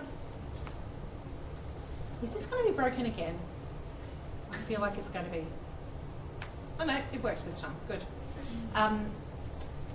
Download. So then I can download the whole thing. So for most of our topics, a few years ago we had hard copy books, but we know that that's an expense you don't necessarily need. So we do mostly have online options for you for the readings that might be required for the topic. You can borrow the textbooks from the library or go to the library and look at things. But as Elise said, if you know that a particular area of practice is really speaking to you and you're like, I'm going to, you go on placement when you're ready to graduate, you might want to buy a textbook while you're still a student because you do get some discount. So I've still got some hard copy textbooks because I go back to them all the time. I will mostly use online textbooks and also we have a lot of online like journal articles that we recommend. So we are trying to make it less of a burden on you. And so I know when I studied, we had to buy every single textbook, and some of them I don't think I even opened. So I think, yeah, just being mindful of that. Also, we're mindful of the environmental implications of having books printed if you don't need them, but also downloading. We were saying a while ago that when we first started, we would provide handouts for every single student, but then it was like, this is such a waste of paper. So lots of your resources are online as Word documents that you can type in online. You can choose to print them if you want to, or if that's how your brain works better to engage with content, that's up to you. But we don't provide very many handouts anymore, hard copy ones, everything's online. We've changed this. You can't actually print the whole thing anymore. Did you go through the library page? Yeah, I did. This is all different. Copyright changes every year. It did change. They patch us out. You can print 87 pages. Perhaps you're going to meet together and I didn't tell you anything or turn that off. Yeah. You'll figure it out. Somebody can, some of the textbooks you can just download one chapter or 10% of the text is usually the rule. This one, because it's actually a journal article, so maybe if we, I'll see if I can link to the journal article, because if we link to the journal article, you could print it. I literally printed it probably 6 months ago, so it's possibly, I'll see if I'll figure something out, see what I can come up with. Otherwise, I'm sure you guys can be creative.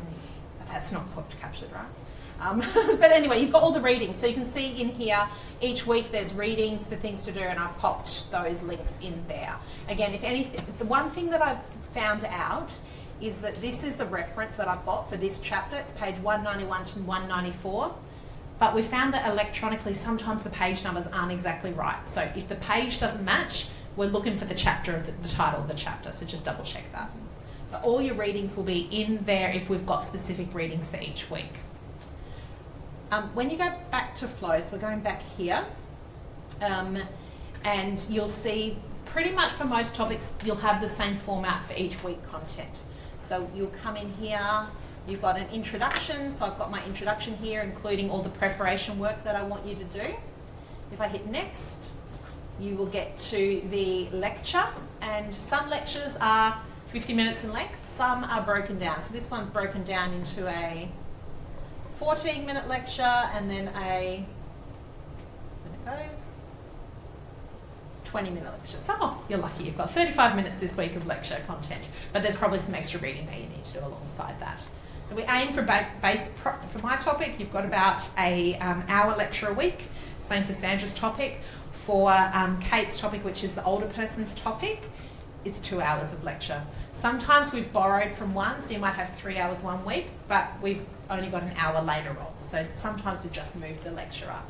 But it's the same number of hours across the whole semester. And sometimes you might have more lectures, but you have less preparation. So essentially the way, because lectures are now all online, they're considered for most of us as preparation. They have to be done before coming to class. So sometimes that will be, watch these 2 lectures, watch this video clip, read this section. That might all total the 1 hour or just above. We are mindful of your time, but also we know what's needed to prepare you for that week. So over the course of the topic, it all evens out, but some weeks are a little bit heavier than others, and we do try and flag that. Warning, this week has got a lot more prep, but you know, you catch up by next week. Having less. Is less, yeah. Ideally. So then you'll have the lecture, there might be some additional work, but then you'll come in, oh, this is the other lecture. There you go, there's the other hour. I broke it into 2. So there you go, you've got 2, and I've put lots of useful links in here, links to like APRA, which is the registration body for Australia, the Occupational Therapy Board, etc. So I've got some useful links in here. Hopefully they aren't broken. Then you jump into the content. So I've given you a bit of an overview of what is happening, and this is where you get your worksheets. So for this class, these are the worksheets that you'll have in class. You can bring your laptop along. We don't always have charging points in the room, so I encourage you to have your laptop charged before you come to class. There's a couple, but students are like stuck to the wall if they need to actually use it. But this is, kind of similar. You'll find most of the topics that we do will look kind of similar to this, with a lecture, a prep page, and then an in-class content page. You want to just go onto your worksheet? Yeah. So then you can download it, but it'll be, click on it. So when we're saying, go onto Flow and get this week's content up, that's what it means. You have that there that you're working on. There's the worksheet. Then it's got the questions that you need to work through. And that would have been for the older people in the room or people who haven't studied for a while. That would be the kind of sheet you'd be given when you came into class, that you'd have a hard copy of. It's now all done online. Mainly because most of the students will do all the work online, save it on the computer, look back at it later. If you want a hard copy, you can 100% print that out. And you can print that out at any printer at the university. So when you hit print and you go to what is called Flinders Print, so if I wanted to print, I don't know if this will let me open, here we go, PowerPoint, File, Print, I want to choose Flinders Print. That's the printer that I'm wanting to choose. And so that will send it to any of the printers in the university. So there's one outside, and if you go with your swipe card, your student card, and tap it, it will unlock and and it will print straight away. You can just hit print and it's gone and been sent there. If you don't have your student card, you just put your FAN in, so that's your 4 letters and your 4 numbers, and then your password, and it'll unlock and let you in. So today I had to print, I've left my ID card home, I just logged in that way and then just printed it. Okay. Very handy, because we used to have to work out what was the name What of the printer printer you were trying to print to, and then you'd print thinking, oh, it's that one, and you'd run down to get it. It's like, it's not that one, especially in STIRT, it could be any of the levels. Yeah, you have about $30-ish, I believe, credit towards printing as master's students. Was that the She question? interpreted that question before it even came out of your mouth. Look at that. Which I think is enough. I've never had a master's student go, I've run out of printing money. So there, no one's actually said that. I imagine if you print everything every week, you probably would, but yeah. What I do encourage you to do as beginning of the course is to, while everything's on Flow, create your own online topic folder so that you can download and save information for when you finish. So we have students who've graduated contacting me going, oh, you know that stuff we did in 8016 in week 2, I haven't got access to Flow anymore. Can you download the content for me? I'm like, absolutely not. I'm sorry. No. So just keep stuff that you'll see lots of useful information available. You don't necessarily have to do it as you go, although I would. Just so that you've got that record of it, that you will, because on placement you'll be surprised about what you want to need to refer back to. It might not be that particular specific area, and certainly when you graduate, these are resources we've designed for you for now, but we have lots of those useful links, future resources, which in our mind is when you're working in this area of practice, this is going to be really handy for you to know. So if you get into that habit of creating your own online folders of the work that you're doing, you're just going to have that as a record for yourself without having to rely on your access to Flow. Yeah, well, students used to lose access to topics not long after the topic finished. I do believe you get longer access now, but I think just download what you think would be useful. Back in the day, we had it all printed, so I was like travelling with multiple binders of things. Yeah. It's much easier to pop it on a USB or a cloud these days. Yeah. But anyway, that's how you print. Is that pretty clear? You'll see printers floating around. Like I said, there's literally one just outside the door here. We have had international students. This is why we're really trying to break this down, because we had some feedback about 3 years ago from a international student who went to the first IPP topic, because that's on a Monday next week, and she was sitting in the chute and everyone, the tutor said something about, okay, now download the worksheet, and everyone got out their laptop and started typing, and she just said she started looking around. She was like, I don't know what anyone's doing. So she got out her laptop and just started typing. She was kind of like, she said, I felt so stupid. I didn't know what to do, and nobody made it clear because we'd just assumed everyone knew what you meant by go and Flow, go to this week and do it. So we were like, that's really good learning for us. So some international students haven't ever learnt through an online system. So is there anyone here who hasn't done uni through the online systems? Is this kind of looking very overwhelming from that perspective? Great. Excellent. So we're always trying to check our assumptions around making it really clear. Yeah. And again, no question is too stupid, because if you're thinking, why does everyone else know it? It'll be a really good question to ask. As you see, like we've got less than half of what we started with. So these guys have all started, other people that have left, they know how to use this system. So just ask somebody. Yeah. Just like, where do I find this? How do I do it? Or ask us. Yeah. We will come over and give you a hand. We've got no issue with doing that. It'll become quite intuitive as you go. But you can see here on my, just going to close that. So for me, the ticks mean it's alive and active. You can actually see that. So week 1, you can see that's all live. You can see everything there. But week 2, there's no tick. I haven't released that yet. But I might say just tick that. And I'm like, I've published it. I haven't, because I haven't published the whole module. So I could go in and just tick that one line and think I've released it to you. That's where we get mistakes happening from our end. We are learning and we're better at that, but every now and again one slips through. So I'm like, I've totally published week 2 content. No, you haven't. And if you're doing it quickly on your phone, you can't have the full view and you're like, yes, done, done, done. And if you do it as you're rushing out the door on a Friday night, not good either. And with the assessments, you may see, so for topics, depending on which state of review they're at, there might be things already ready for the whole topic.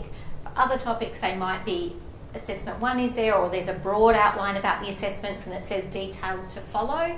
That's also kind of common around, we're reviewing things, we're waiting for some feedback before we finalise that. So just be mindful that there are those states. There should be enough information for you, but there might not be all the details up. Or it's strategic. So next semester in my mental health topic, I actually don't give you access to one of the pieces of assessment until we cover the content for it, because I don't want you even starting it. So I won't give it to you till a little bit later.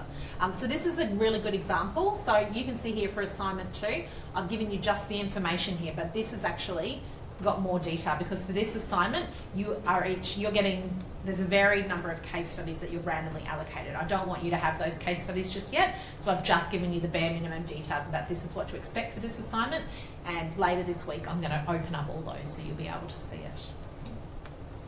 So yeah. But again, reach out if you feel like it should be there and it's not, because there could be a reason. Yeah. Discussions for my topic, I don't know, I think Kate might do this too, I don't think Sandra does, I'm not sure. But I'm going to have assignment discussion tabs, so if you've got a question about assignment 1, throw it in there, because often I get the same question on repeat into my email inbox.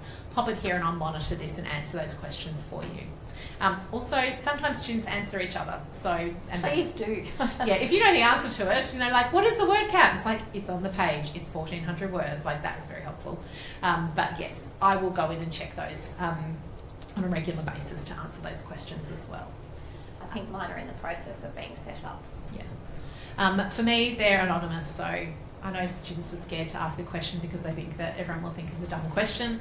I can guarantee you that when I used to get them as emails, I'd get the same question over and over again. So I've made it anonymous so you don't feel so exposed asking the silly questions. But yeah, be brave. Someone's wondering it. That's probably the most important things on the flow page, isn't it, Sandra? I think it is. Yeah, I think so. Is there anything that doesn't make sense, or anything you'd like people to go over, at least go over more slowly? Yep. Sorry, just on the flow, is that where we contact you about any questions, or are we emailing you directly? So assignments, put them on the discussion. Other questions, just generally email us directly, the topic coordinator. Yeah, I've emailed, so they are on Flow, so they are in, if you go onto Flow under Teaching Team, it is all there. Yeah. You'll see that, because that's a good question, because people always say things like, I don't know how to email Jamie, because she was casual. They're always on here. So under other key staff is the tutors for your topic as well, so that you can just click on the link to email them. So if you're in Kate's class for my topic and she's your tutor, you could email her and say, hi Kate, I've woken up really sick this morning, I'm not coming to class. You don't need to email me about that. You can email Kate. And Kate will probably say, thanks for letting me know, go through the content, ask your peers, if you've got any more questions, come see me. That's our standard response to those things. And we've usually got the available days as well. So, if you've got a desperate question you need to ask Christian, but you also know he's only Tuesday and Wednesday, you can CC me into that email. So I could respond to that if I needed to. And for my topic, because I am busy, if I haven't replied to a discussion forum, because that's I've checked it, but it's just after that you put your question up. I do also appreciate people saying, Sandra, there's a number of questions on the discussion, assignment discussion thing. I'm like, oh, that's right. I like that prompt too. And that's often things that I do in my, out of hours, because Also- I've let you down by not checking it, so I get that email. Also because it's very time limited. So if it was something that we were doing every single week of every single year, you'd know, like it'd become habitual, right? But it's not part of our typical routine. All the stuff you're going to learn in Ux Science. And my topic too. So yes, we will definitely try to make sure we remember, but happy for always for a little quick reminder. I have been reminded in the past. Now I'm going to just, I need to put OT in there. Any other questions? Just about flow and topics. Yes. So all of the preparation and that week's content, are we expected to go over that before we see you in person? Yes. Yeah, including the lecture as well? Yes. And because attendance is key, yes, do we have to attend a lecture online? No. Or just have to? We don't. All the attendance is in person? The face-to-face attendance, yes. But We don't tend to, we can see who's looking at the lectures, so I can definitely go in and go, oh my goodness, Jess has not done any one of her lectures for the whole semester. No wonder she's struggling. Or it's a way to check in as well. We can go, oh, they haven't actually gone on to Flow. We can see, you can see how many hours I can see how many hours I spend on Flow, which is generally, hopefully more than you, but sometimes students, do a lot more as well. But we can see all that stuff. We don't tend to look at it, but we do look at it at key points to go, oh, look, I can see Jess is actually not really connected. I know she's always really good at this, so I'm just going to send her an email and go, I've just noticed you haven't actually been on Flow. I just want to check in and make sure you're doing okay. So yeah, we can see those things, but when it comes to attendance and what we're looking for the face-to-face stuff, because that's where we're bringing the prep work, the lecture to life and making it all make sense for you. And when students don't do well in a topic, we go back again and go, okay, what's the engagement in that topic? What does that mean? How does that? And that generally tracks to people who haven't watched the lectures or have clicked on a lecture but then clicked off, and it's like 30 seconds. Well, you probably didn't take very much in from a 30-second click on the Flow. So we can monitor all that. We don't typically do that unless we have a reason to do that, because obviously if we're thinking, well, this person's done really badly, we want to know why, and that's a very good reason to go, well, there you go. We can only do our part of giving you information. You have to do the part of taking it on board. And you're adult learners. I had a student a year or so ago that told me she'd never, ever watched lectures. She just downloaded the PowerPoints and read the PowerPoints. I can tell you, my PowerPoints are pretty scarce. I talk to my PowerPoints. You're not going to get all the information by grabbing that PowerPoint and reading it. It's the other stuff that I add into that discussion that actually brings it to life. So I do encourage you to actually be listening to them. I do know that people play mine at normal speed or slow down. I think they speed yours up. You wouldn't. You can speed up or slow down. I do talk fast though, I've been told. I talk in a particular tone to create certain impact with specified pauses for maximum impact, which students go, yeah, but you're way too slow, so they just put it on. I really miss lecturing face-to-face, because then we would get all your faces and you go, okay, this is not landing well at all. I need to go back to that. So actually staring at a screen and trying to remain really engaged and enthusiastic and trying to get that is actually hard work for us. So bear with us if we have different moments. I think for the lectures for science, I re-recorded them last year, so I was like, sweet, they're fine. I played a bit of it on the Friday night, and I was like, oh, it's really sick, so I've got this horrendous throat, and I was like, damn, but I am not recording that based on the fact that I had a croaky throat, so just bear with that one. So it's an interesting process for both you, I think, learning. I would hate to be doing a degree with online learning. Online lectures, if I log on to a seminar and it's something I really, really want to do, I'm like 20 minutes in, struggling, so I really do feel your pain. So we do try and do things to kind of make it interesting, engaging, but there is a part of it that is about processing that and then talking to it when you come in and bringing that to life.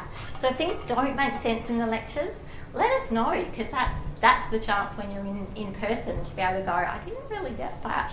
It's designed to be two parts of learning, taking in the didactic information than discussing it. But when we did face-to-face lectures, they were much more didactic. So, which I think would support learning better, but that's the university much more decision. engaging. You could ask questions and get you to really, like, they were more tutorial type lectures that we did, weren't they? Yes, please let us know if any lectures are just a bit not great. Like sometimes, because we try and listen to it, it's hard listening to your own voice, we know, but sometimes we don't know if the sound quality's gone and dipped, so just let us know, we can fix them up. Any feedback is great. Now this is the OT Professional Experience Placement page. So I, again, would Google Flinders Uni OT Placements and then I can find it. This is the page that you're going to go to. It's got all the information about placement, but most importantly, it has got your compliance checklist, which is here on the right that I was talking to before. So click it, open it, and this is all the information. Oh, it's changed. It's coloured. It was, they've updated it. Libby's great. She's updated that. She's our placement person. Anyway, it tells you whether things are high priority, medium, quick wins. Oh, that's good. So it gives you a bit of a pat on the back, motivates you, and recommended. So, yes, the stuff that you want to get onto sooner rather than later. So maybe try the red first, the orange next, the green if you feel like a bit of a win, and blue is recommended. So if you go through this, it's got all those details. I'm trying to find specifically your immunisation checklist. In immunisation compliance, this here is right here. Someone was asking me before. This is the certificate. This is what you would take to your GP and get them to fill out and sign. So whether you need to have your doses or whether you're just getting a serology, so your blood test confirm. So take that to your GP, print it off, and take that through. GP being your general practitioner, being the doctor. Now you can, if you don't have a GP here, there is the doctor's service up at the main campus. So again, if you look up Flinders Uni, GP, health service right there. And then if I click on it and it opens, it will give you details. You can book an appointment right there. And they do your vaccinations. Yeah. So you can access that doctor's surgery for vaccinations, but also if you're sick, you can go there to the GP. So useful to know. So again, this is where I recommend you go to get all your information about all this compliance. There's quite a lot here that you do need to do. It does tell you sometimes, I think, yeah, this needs to be done, like, so this is the EMR, so electronic medical records, they're annual. It expires at the end of the calendar year. So that's a January one for you all, so that it lasts the whole placement. This is hand hygiene is 1 year, so we're going to do it at the end of the year, right? But this one's 3 years, so you can do this at any time, this safe environments through their eyes. Make sense? Yep. Do you know if any of, like, the checks are specific to South Australia? Because I'm from New South Wales, so like CPR and stuff like that, would that would be fine. Obviously the SA Health one is for here. Yep. CPR is totally fine. The DIS? DHS is for what we have here. Okay. So is yours called DHS? I have the NDIS one, but I don't think we have anything else. No, so this DHS one is South Australian Government's version of that. So each state has a different one. If you go on placement into the Northern Territory, you would have to get the Northern Territory version of that too. How about that as well for like us Canadians and other international students? Would you want one from our home country and then also one from here? So some of them will require an international police check. Okay. I think that's the one that the rest will probably be able to be done here. But this is your police check here, and this is the international one. So for all our international students that haven't been here very long, you'll need the international police check. I'm not sure how long that lasts, how long that takes to get, but it is indefinite, which is interesting in itself. It always makes me laugh, those things. You know, you could commit a crime after you get the certificate and no one knows. Is there any questions about compliance? Like I said, there's no rush for this, so plan when you're going to do it. Some are courses that you have to do and then get your certificate at the end. Some are going to take longer because of things like vaccination serologies. So this is a very good little guide that they've put in here. So have a look at that, and that will really help you. Okay. Influenza, obviously if you have that every year, that vaccine, you are absolutely able to get that now. It won't last, like you'll need a new one next year if you're going on placement to need that, because that's an annual vaccine. Okay, so that is flow and that is placements. Was there any other questions about any of that that people wanted to ask? I'm trying to remember what else we had on the PowerPoint.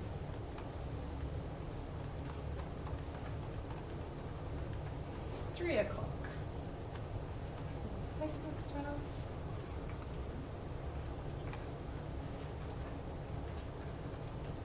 Okay. So this was where we got into the contextualising exercise. So the next part of the conversation was really to help some of our international students understand South Australia and understand Australia, and having some context to the Australian healthcare system. So for anyone who doesn't want to be here and join in that conversation, you are welcome to go if you're domestic, but we'll keep the international students here. If you want to stay and talk and help Sandra and I out about giving some context, we would love you to stay and chat as well. So totally up to you, but we'll give you a couple of minutes if anyone wanted to take off, and otherwise we'll chat to all the international students for a little bit longer.